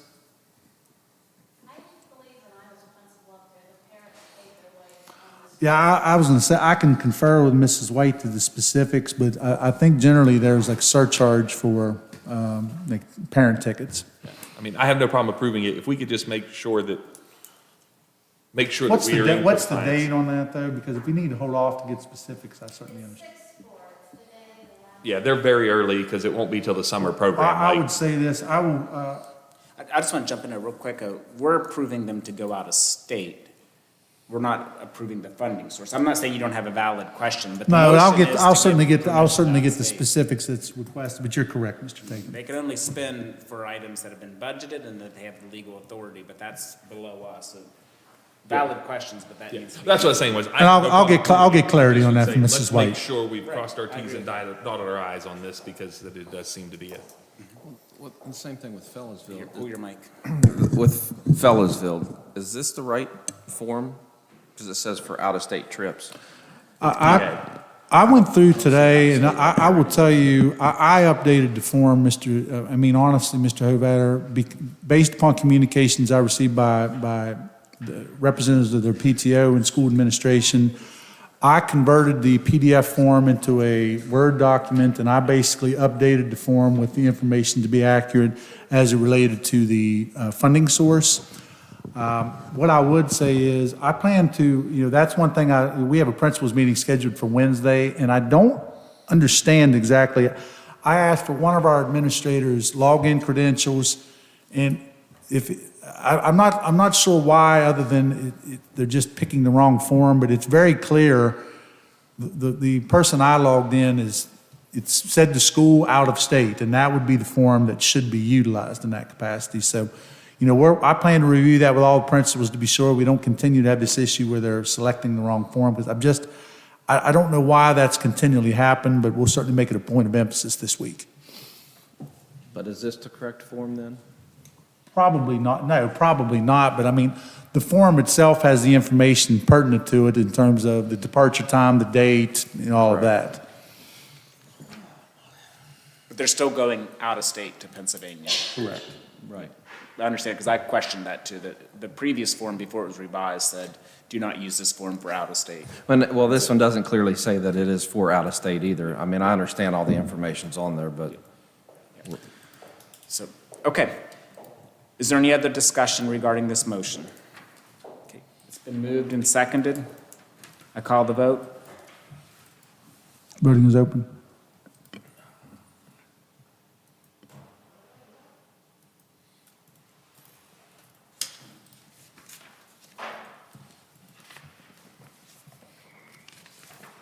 Motion passes 4-0. I just want to jump in real quick. For our student board members, if at any point, if you all need to leave because it's a school night, feel free that you do not have to stay for everything. We sincerely appreciate everything that you do, for your presentation, for your input. So if you need to go or want to go, please, yeah, I'll still judge And you. if at any point you want to, it's enough, just wave goodbye, okay? At any time. I should not have given her mom that tool. Yeah. And Mom, if you want to override, you just make eye contact with her. Okay, moving on, next on the agenda is the chaperone volunteer list. This is a discussion, information, and action item. It's recommended that the board approve the following volunteers and chaperones for the Brewston School. Can I get a motion? So moved. Moved by Mr. Kisner. Second. Second by Mr. Hovatter. Discussion?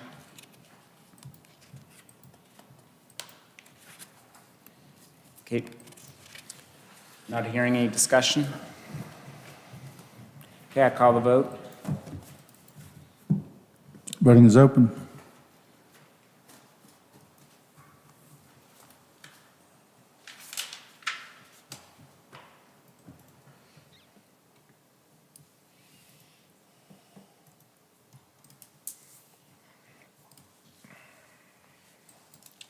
Motion passes 4-0. Before we move on, Mr. Tatham, I just wanted to add on that there was one submitted chaperone that was removed or was denied. I would say that based upon recent policy adjustments, that would have been taken into consideration into that decision.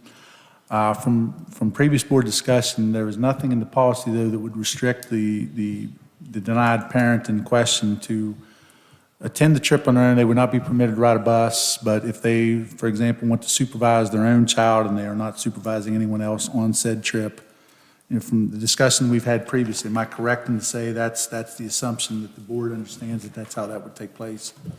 And I'll advise the school officials and the parent directly of the circumstances, but I just wanted to bring that up. It's my understanding, correct, that They would not be a volunteer, they would not be a chaperone, but they can attend the school trip on their own. Yep. Okay. All right, I'm seeing agreement. Okay, moving on, professional meetings, there are none. Next on the agenda is the ongoing literacy discussion. Yeah, I just added in there that Mrs. Rush, she was able to attend a training last week. It was presented by the Department of Ed. It was a new way to provide feedback for classroom walkthroughs, focusing on West Virginia standards and the science and reading principles. Katie said this was actually really good because they all then actually went out to some of the local schools in Lewis County and were able to employ some of those techniques. So she, you know, and we had some additional staff attended, but just wanted to comment that she felt this was a really high quality PD and that there were multiple county staff that were able to attend. So just wanted to update to that. Any questions? Okay, not hearing any. Next on the agenda is transition planning for Rollsburg and Fellowsville students. This is a discussion and information item.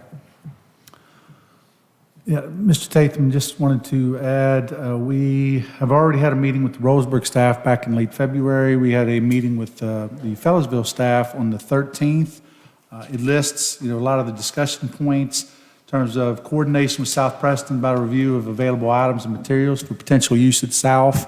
But then they also talked about a desire that once South Preston has had an opportunity to review, to make sure that other district schools also have an opportunity to review any potential materials and so forth that would be helpful in use around the county. Potential March 31st student and staff tour at South Preston, purchase of items for students celebrating the union of the two schools, a merge of the school's thrill share systems towards the end of the year, and setup of a parent visitation night at South Preston. I do know that Mr. Hoyt is also trying to work in conjunction that they look like they're, from my understanding, we're going to do a field trip that is actually involved both second grade students at both South Preston and Fellowsville. And I believe they're going to Smokehold Caverns, maybe, but they're. Mm-hmm.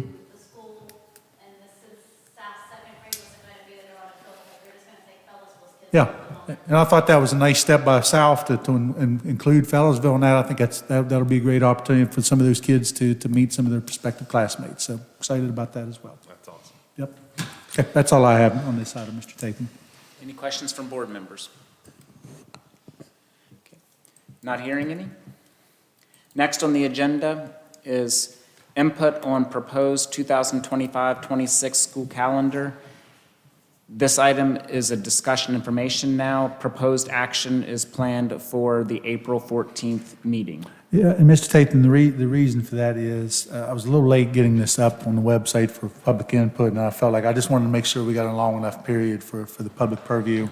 That's just a snippet of that's currently running on our scrolling marquee where people can click on the proposed calendar or the proposed brain freeze application. They can send in feedback. Thus far, I've gotten 2 emails, and those are included as attachments within the document for the board's review. But I do plan to bring forth a recommendation at the April 14th meeting. Okay. Thank you. Any comments from board members? Okay. Not hearing any. Next on the agenda is the levy check report from March 10th, 2025. This is an information item. The report is provided. Mr. Tatham, I think we missed a contract review on policy I'm 8200. I'm sorry. sorry.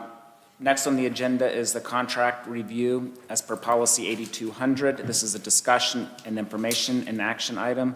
Recommend that the board approve the requested boiler installation at Terrata East Preston School via purchase order number 2501685 at a cost of $187,500.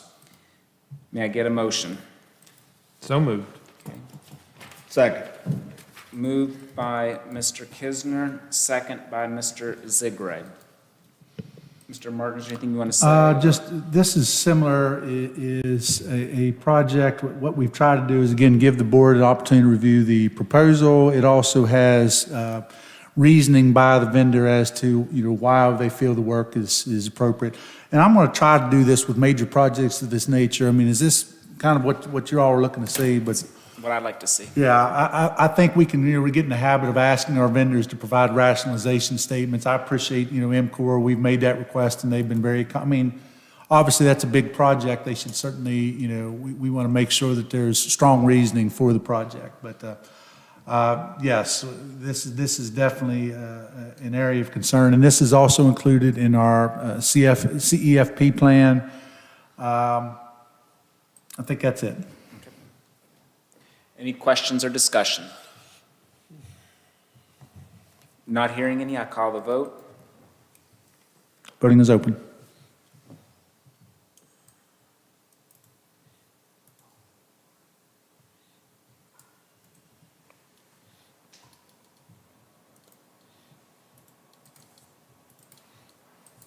Motion passes 4-0. Thank you. Now we're at the levy check report. Okay, if that file was provided, is there any comments or questions? Not hearing any. Thank you for providing that information. We've already done 6C, correct? Yes. All right. Now we are at fiscal year fundraisers submitted as of March 17th. This is for information. The file was provided. Is there any questions? I appreciate Mrs. Kerstetter continuing to keep that and providing that for the board's review. A lot of fundraisers. Okay. So, for instance, there's one for Preston High School varsity soccer, it says beef stick sale. But it says that it goes from March 31st of 25 to, I'm sorry, to May. It is multiple months, I'm sorry. I thought the beginning and end date was the same, never mind. Anything else? Okay, next on the agenda is the monthly financial report. This is an information item. The information is provided in public content. Any questions or comments? Okay, not hearing any. Next on the agenda is the excess levy report as of March 18th, 2025. This is public information. It's informational.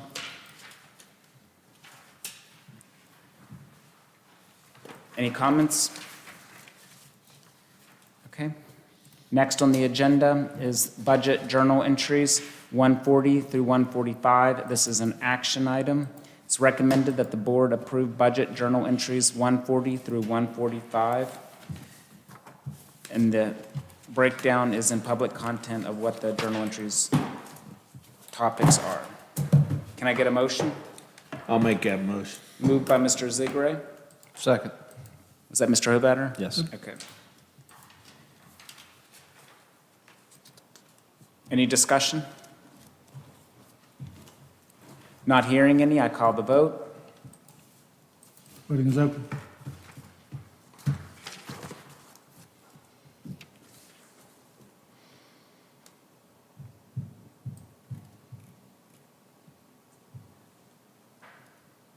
Is it open? Yeah. Mine's not popping. I'm not getting nothing either. I got tired. Yep. I'm just used for it to take me forever to get to it. Well, I can take a voice vote if you'd like. It's still not popping up. You want to take a voice vote, I can input it. Yes. Yes. Yes. Yes. 4-0. Computers probably don't work after 10 o'clock. I thought we were just voting to take a voice vote. Now we have to vote. Okay, now mine. Unless that motion is to amend the motion. I'm losing connection here too. Yeah, I was gonna say now mine's just jumped down. There, okay. Okay, next on the agenda is the schedule of checks to be written. This is an action item. It's recommended that we approve the schedule of checks to be written. Can I get a motion? So moved. Moved by Mr. Kisner, Second. second by Mr. Hobatter. Is there any comments or questions?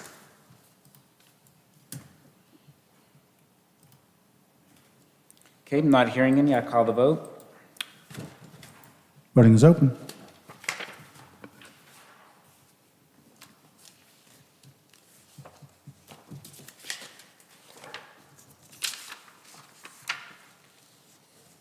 Still nothing?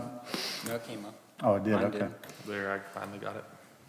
I got something totally different now. I was worried the meeting was going too fast, so I haven't been responding to them. Yes. I haven't got Yes. anything yet. It's working up here. Oh, really? Is yours working? Mine did, Mr. Mr. Hovatter. Oh, there it is. There it is. All right.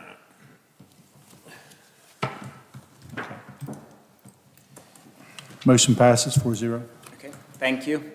Okay, next on the agenda, we are moving down to 6J, individual school fiscal 2024 audit reports. Okay.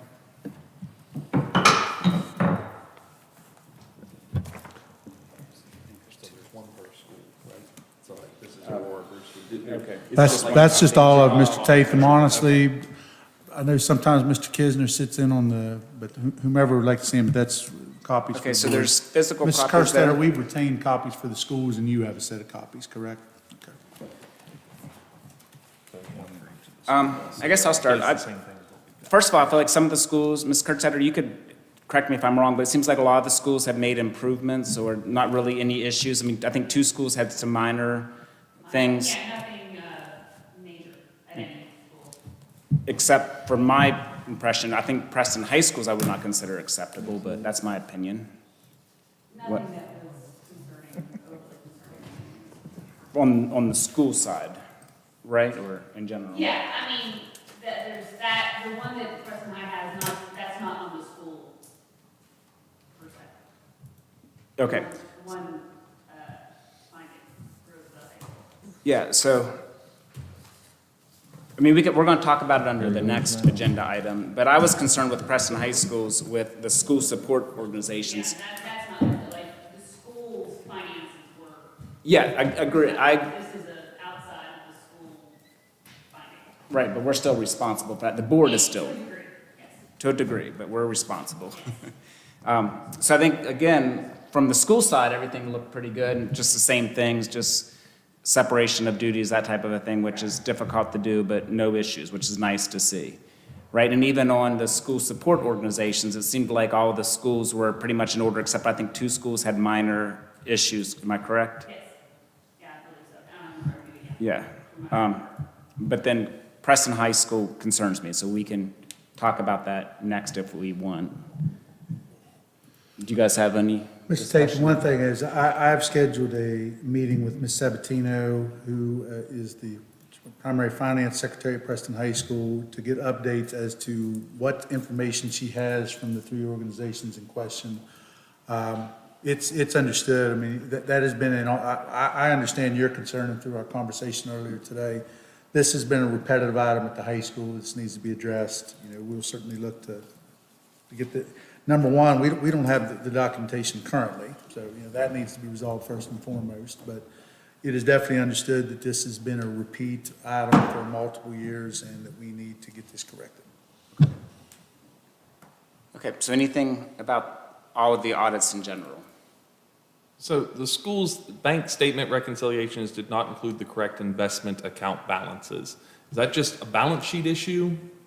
Yeah, when they inputted it, it wasn't in there. They're getting the statements and things of that nature, but they just didn't properly put it into the financial system. Yeah. Is it something different that they did in their procedures this year? Because we did not have that last year, but we had 3 schools with that this year, so it just seemed odd that that came out of, you know. I don't know where that one's coming from because they have it they're in there.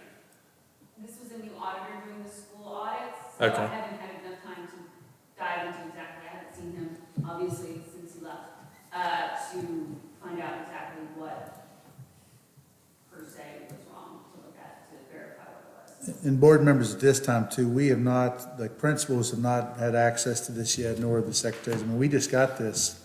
When did you get that, Ms. The Kirsten? schools I've had for, just a couple, like a week or 2, but it Okay. was like, I don't know, I think I had the drafts for like a week or 2 before I got the hard copies, but that Okay. wasn't obviously the final version, we just got it final here too. But the digital versions that are submitted there are the same as those hard copies? Yeah, they did turn out to be exactly what was in the Okay. book. I just don't want to give it to anybody until they verify it. And Gotcha. if you look at the, to the schools, files that you have will say draft, but, they did not change, and for whatever reason, I couldn't get option to Buffalo, so not a transfer fee. And Ms. Kerstead, in terms of the county level audit, we don't anticipate that until probably mid-April? I actually seen today, they sent me the draft version, but it will be finalized probably within the next week. Okay. And then we need to make arrangements for at least one or two of the board members Yeah, to sit in on that? they sent me an email a couple weeks ago saying that they don't expect to see those exit interviews happen until like mid-April, Okay.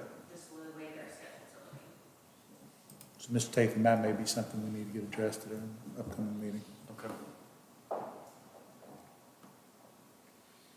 Yeah, maybe suggest the 16th. Out of my control. Partially out of my control, I can try. No, I know. These support organizations that we didn't get the stuff from, those are quasi-government funds that are under this board's control. Is that, The funds aren't necessarily quasi, is they fall under our technical responsibility according to the financial code for schools. Their funds, it's different because if they're in our accounts, and it's 100% quasi-public funds. When it's in their account, it's a little different, but they still are responsible to provide us with documentation. If they are saying that they are supporting us in some way, it's our responsibility to verify that things are done properly. okay, so with that responsibility, do we have any control over those funds? Do we have the ability to move those into an account so that we do have the proper reports that we're supposed to? I believe some counties have said we will not entertain outside support groups, and they will run through our school. South single-handedly decided to They do did. that. Yeah. That was the one I mentioned to you. They had a significant issue with their support group that resulted in the police intervention. And after that, after dealing with that, they said no more. If you want to be a part, if you want to participate in our school, you will run it through our books. Yeah, because like South has a booster group and they operate through the school account. Great. Okay. And again, I'm not saying that's the level we're at, but again, if we're going to crack down on this, we need to know what authority we have. If we're going to be responsible and we're going to continue to be held liable, then we need to know whether or not, again, I think you know where I'm going with this. We need to know what our authority is. So You need to that, emphasize which ones you're going to associate yourself with. right, right. And then my only other thought was Miss Sabatino, that you mentioned earlier. She's married to Mr. Sabatino in the business? Yes. Is that correct? Yes. Okay, so one of the thoughts that I had, again, just something to consider here with this separation of duties. I don't think that we've talked about this thought yet. Huh? We did? Okay, and you said that it would be complicated still.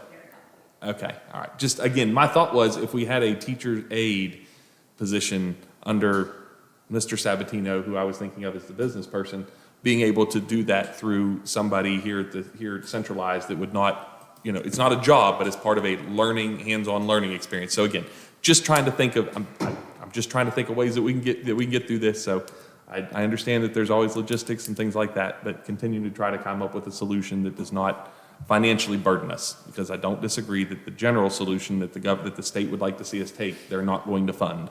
So we can't do that. Anyways, I couldn't remember. I'm sorry. Okay, let's move on to the accounting procedures for schools. It's the same topic. The audits are just confirming that we're doing the accounting for procedures for schools, if that's okay. They're kind of the same. My question would be, first of all, which organizations still do not have board approval? They're listed, the PHS Band Boosters, PHS FFA, Friends of Preston, Fellows,ville PTO. So band, Friends of Preston, PHS FFA, and Fellows,ville PTO.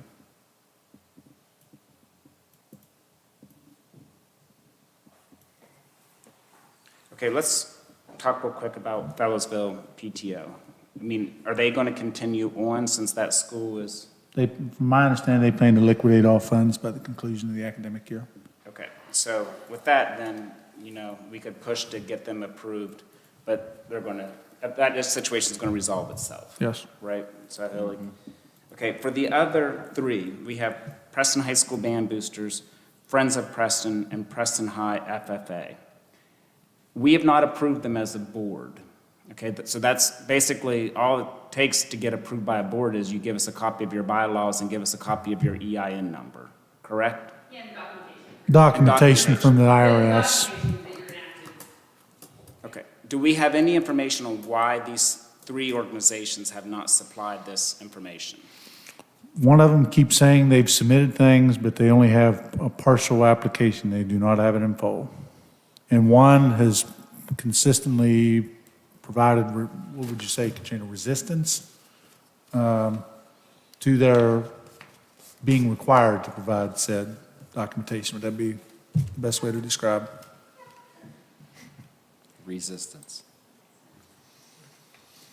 Okay, then. Well, I have a motion then.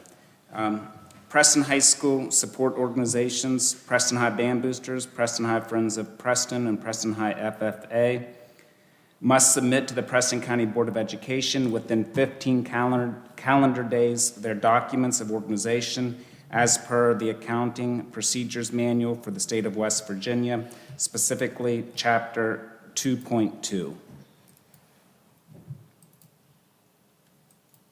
I see that, Mr. Tatum. Yeah.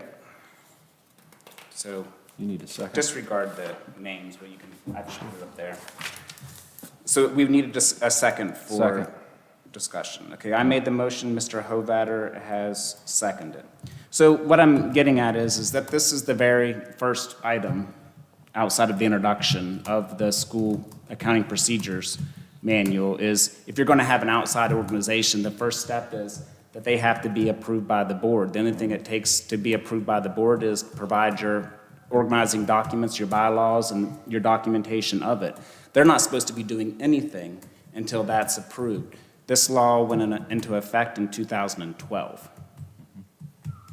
We've had it on the agenda for at least, I don't know exactly, I didn't go back and look, but at least 2 months. 2 to 3 months. Actually, that was just a revision time. This has always been. Okay. What's the date that I saw? Yeah, because that was a revision of the latest manual. Ms. Kerstetter, when was the last time you spoke with any of the individuals from these three organizations? And a lengthy email back and forth with one of them. Mid-fall. The other ones have not heard from at all. And you know the one who did submit bank statements to the high school. Not in full, but did provide some.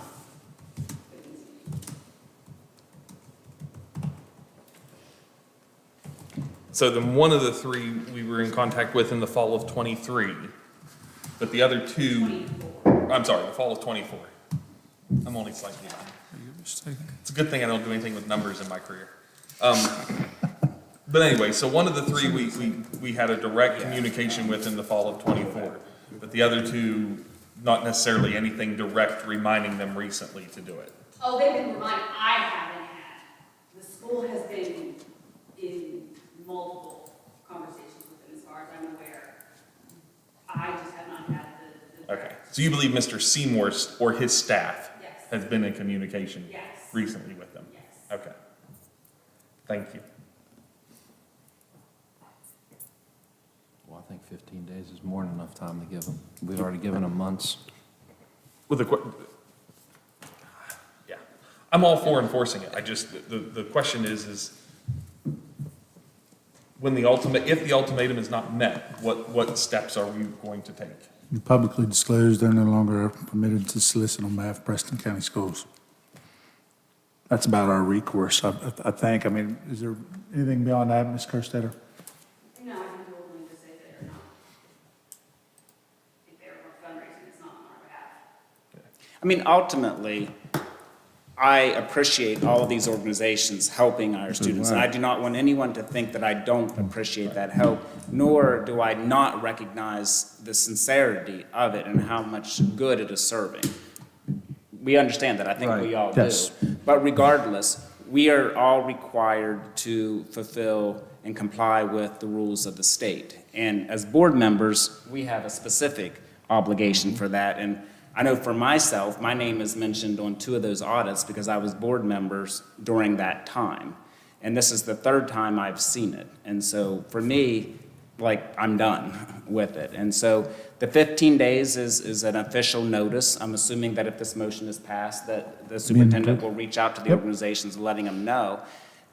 And then if we don't have it, then, we can consider actions at that time. If it's a cease and desist, that you can't use Preston High School or Preston County Schools, we can cross that bridge when we get there. Hopefully, it's just a miscommunication or a misunderstanding that this law does or does not apply to them. That needs to be worked out. Okay, is there any other discussion regarding this motion? Is this a computer vote? Yes. Okay. Not hearing anything, I call the vote. Voting is open.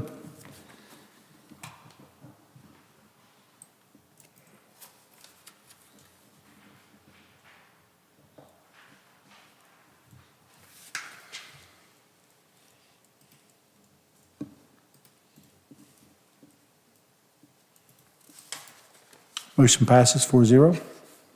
Okay, I have a second motion, but before I make that motion, I just have a question of you, Ms. Kurtzetter. On the audit, Preston FFA was not mentioned at all. Are they compliant? I mean, we've not approved them, but have they provided their financial statements and fundraising activity, profit and loss, and bank reconciliations?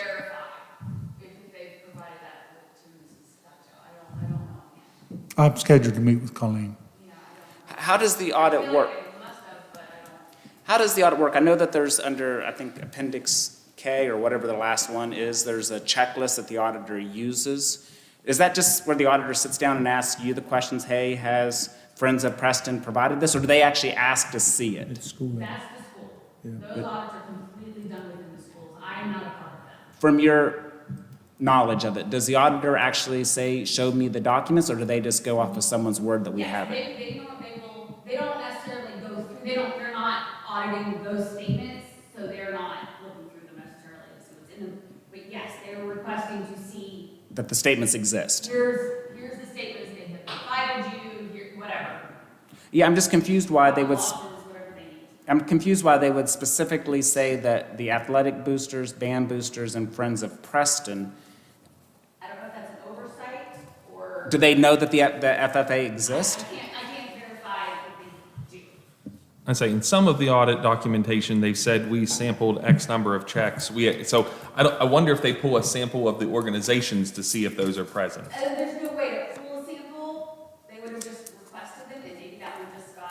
I don't know. I can't verify that offhand without asking who and how they got the information on which ones existed. That might have just been an oversight. Okay. So then I have a second motion, if that's okay. Preston High School support organizations, specifically athletic boosters, band boosters, FFA, and Friends of Preston, must submit to the Preston County Board of Education within 30 calendar days the following documents for the fiscal year ended June 30th, 2024. Annual financial statements, fundraising profit loss statements for fundraising activities, bank reconciliations, and monthly bank statements. As per the Accounting Procedures Manual for the state of West Virginia, specifically chapters 2-4,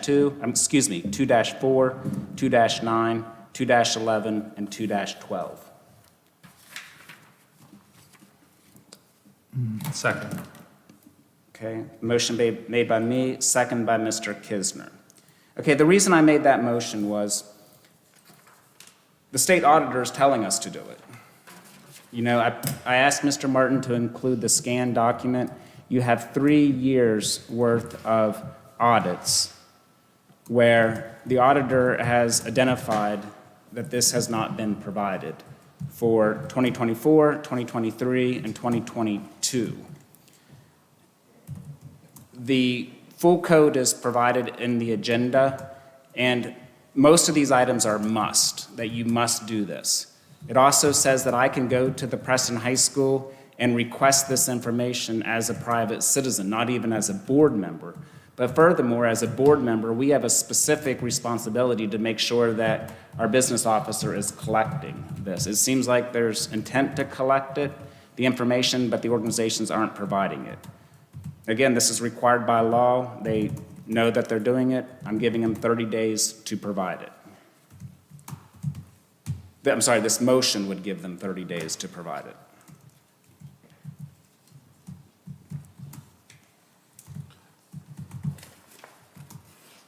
I don't know that we need to amend the motion. The only thing I'd say to take into consideration is many of these organizations have a turnover. I don't know these specifically, but many support organizations have a turnover of officers every year, very little handoff or structure in that. I would, again, whether we want to amend the motion or not to specifically say, or a letter saying how you're pursuing getting this. Just as being part of other boards, I have seen how some of these records are handed off when somebody says, hey, I'm done.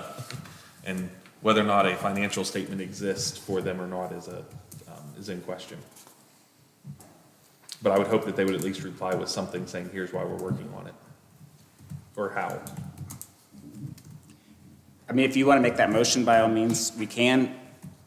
But to speak to that, I personally would have been fine with that 2 years ago. I would have been fine with that suggestion a year ago, but I'm now at year 3. I mean, I sat over there and was upset about it 2 years ago. It's just, I'm done with waiting.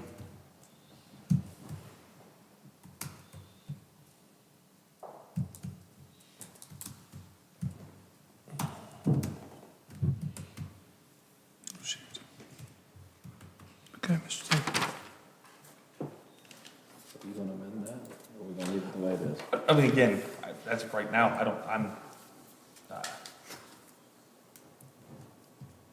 there is a, the current motion is. It's asking for documents. It's saying They're give us ending. this, right? Like, so the determination. Ended is last somebody year. would be in- I don't even know that anybody's in that case, so I don't know that we need to complicate it with the motion. I'm just saying, again, somebody may have been on those organizations for the past 5 years. If that someone left last week and they're under, and somebody new is in that role of being the president or the secretary or the treasurer, I'm saying we need to be prepared I would hope that they would reach out with some purpose like, hey, I'm gonna get you in compliance, but I just took this over and all I've got is a box of receipts. Yeah. That's all again, I don't think you're unreasonable. Right. I'm Thank just you. simply saying, I'm just saying that I've joined organizations in the middle of.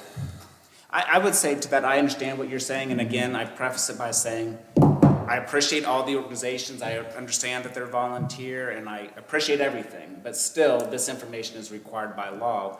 I think if an organization came to us and said, I just became the president and I didn't have a great transition, so it's hard for me to go back and create a financial statement for last year, but bank records, they could get easily.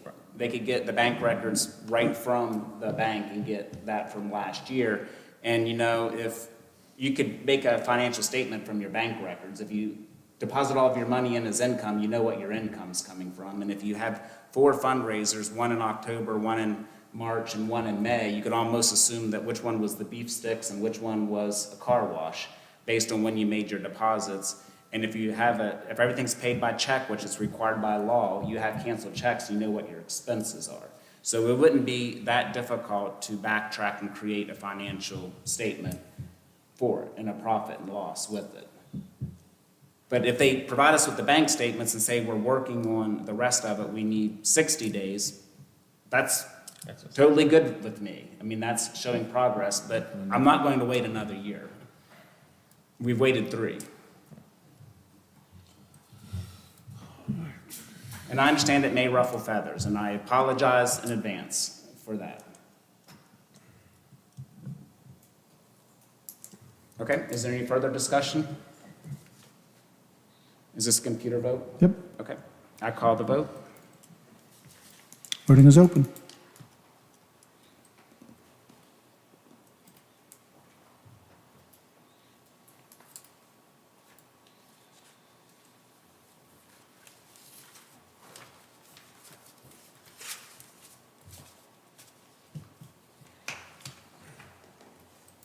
Motion passes 4-0. Okay, there were other items on this matter, but I think we've done enough for that. So unless somebody wants to ask for more, we can discuss the other ones, but I'm fine with moving on.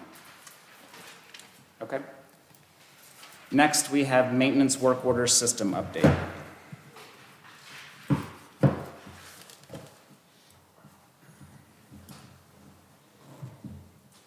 I don't have anything other than what's the attached reports. Mr. Seymour did indicate yesterday he had multiple crews working on removal and replacement of ceiling tile. Thank you. Any questions for Mr. Martin? Okay. Next on the agenda, we have a request for Brewston School girls softball team to utilize alternate practice facility for select practice sessions. This is a discussion, information, and action item. Recommend that the board approve the Brewston School girls softball team to utilize an alternate practice facility at 17455 Brandonville Pike, owned by Mr. Tyler Watring, when conflicts arise with using the school gym during the 2025 season. May I get a motion? So moved. Okay, moved by Mr. Hovatter, Second. second by Mr. Kisner. Is there any discussion? Mr. Tatham, this is the same facility that was approved for the basketball team earlier this year. Okay. And that's all working fine? Okay. Any questions? Okay, I'll call the vote. Voting is open.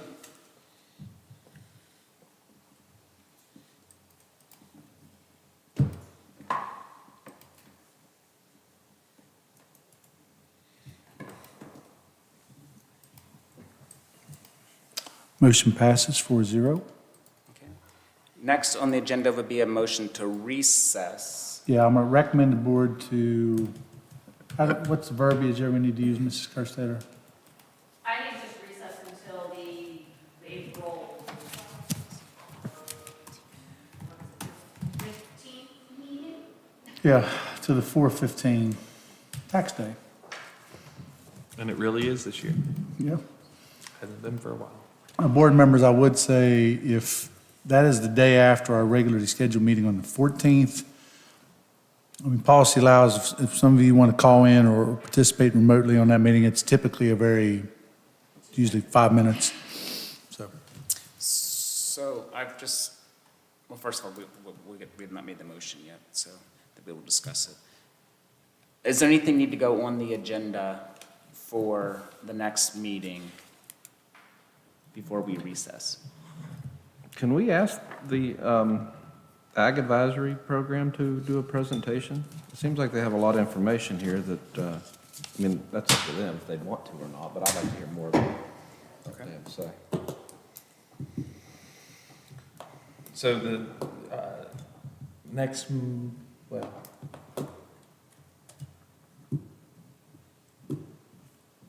So ag faculty presentation? No, it says Ag Advisory Program. Okay.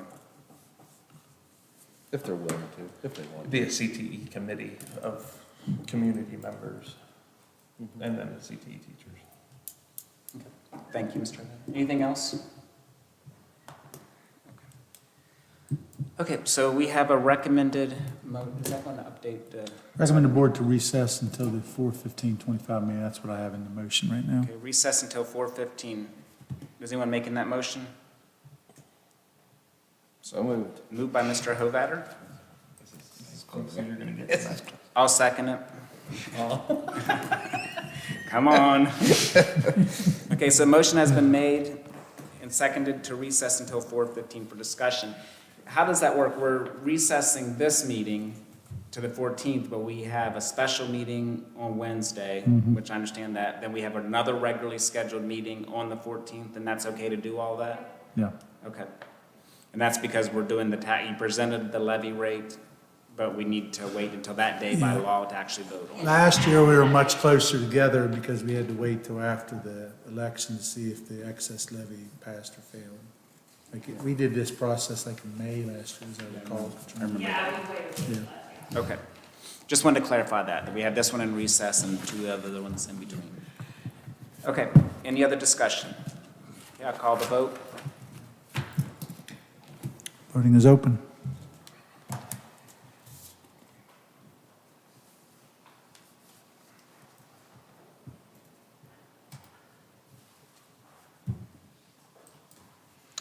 Motion passes. Board goes into recess at 10:50.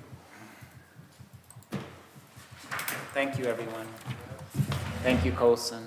Thank you, Brooklyn. Thank you. Thank you, Mom.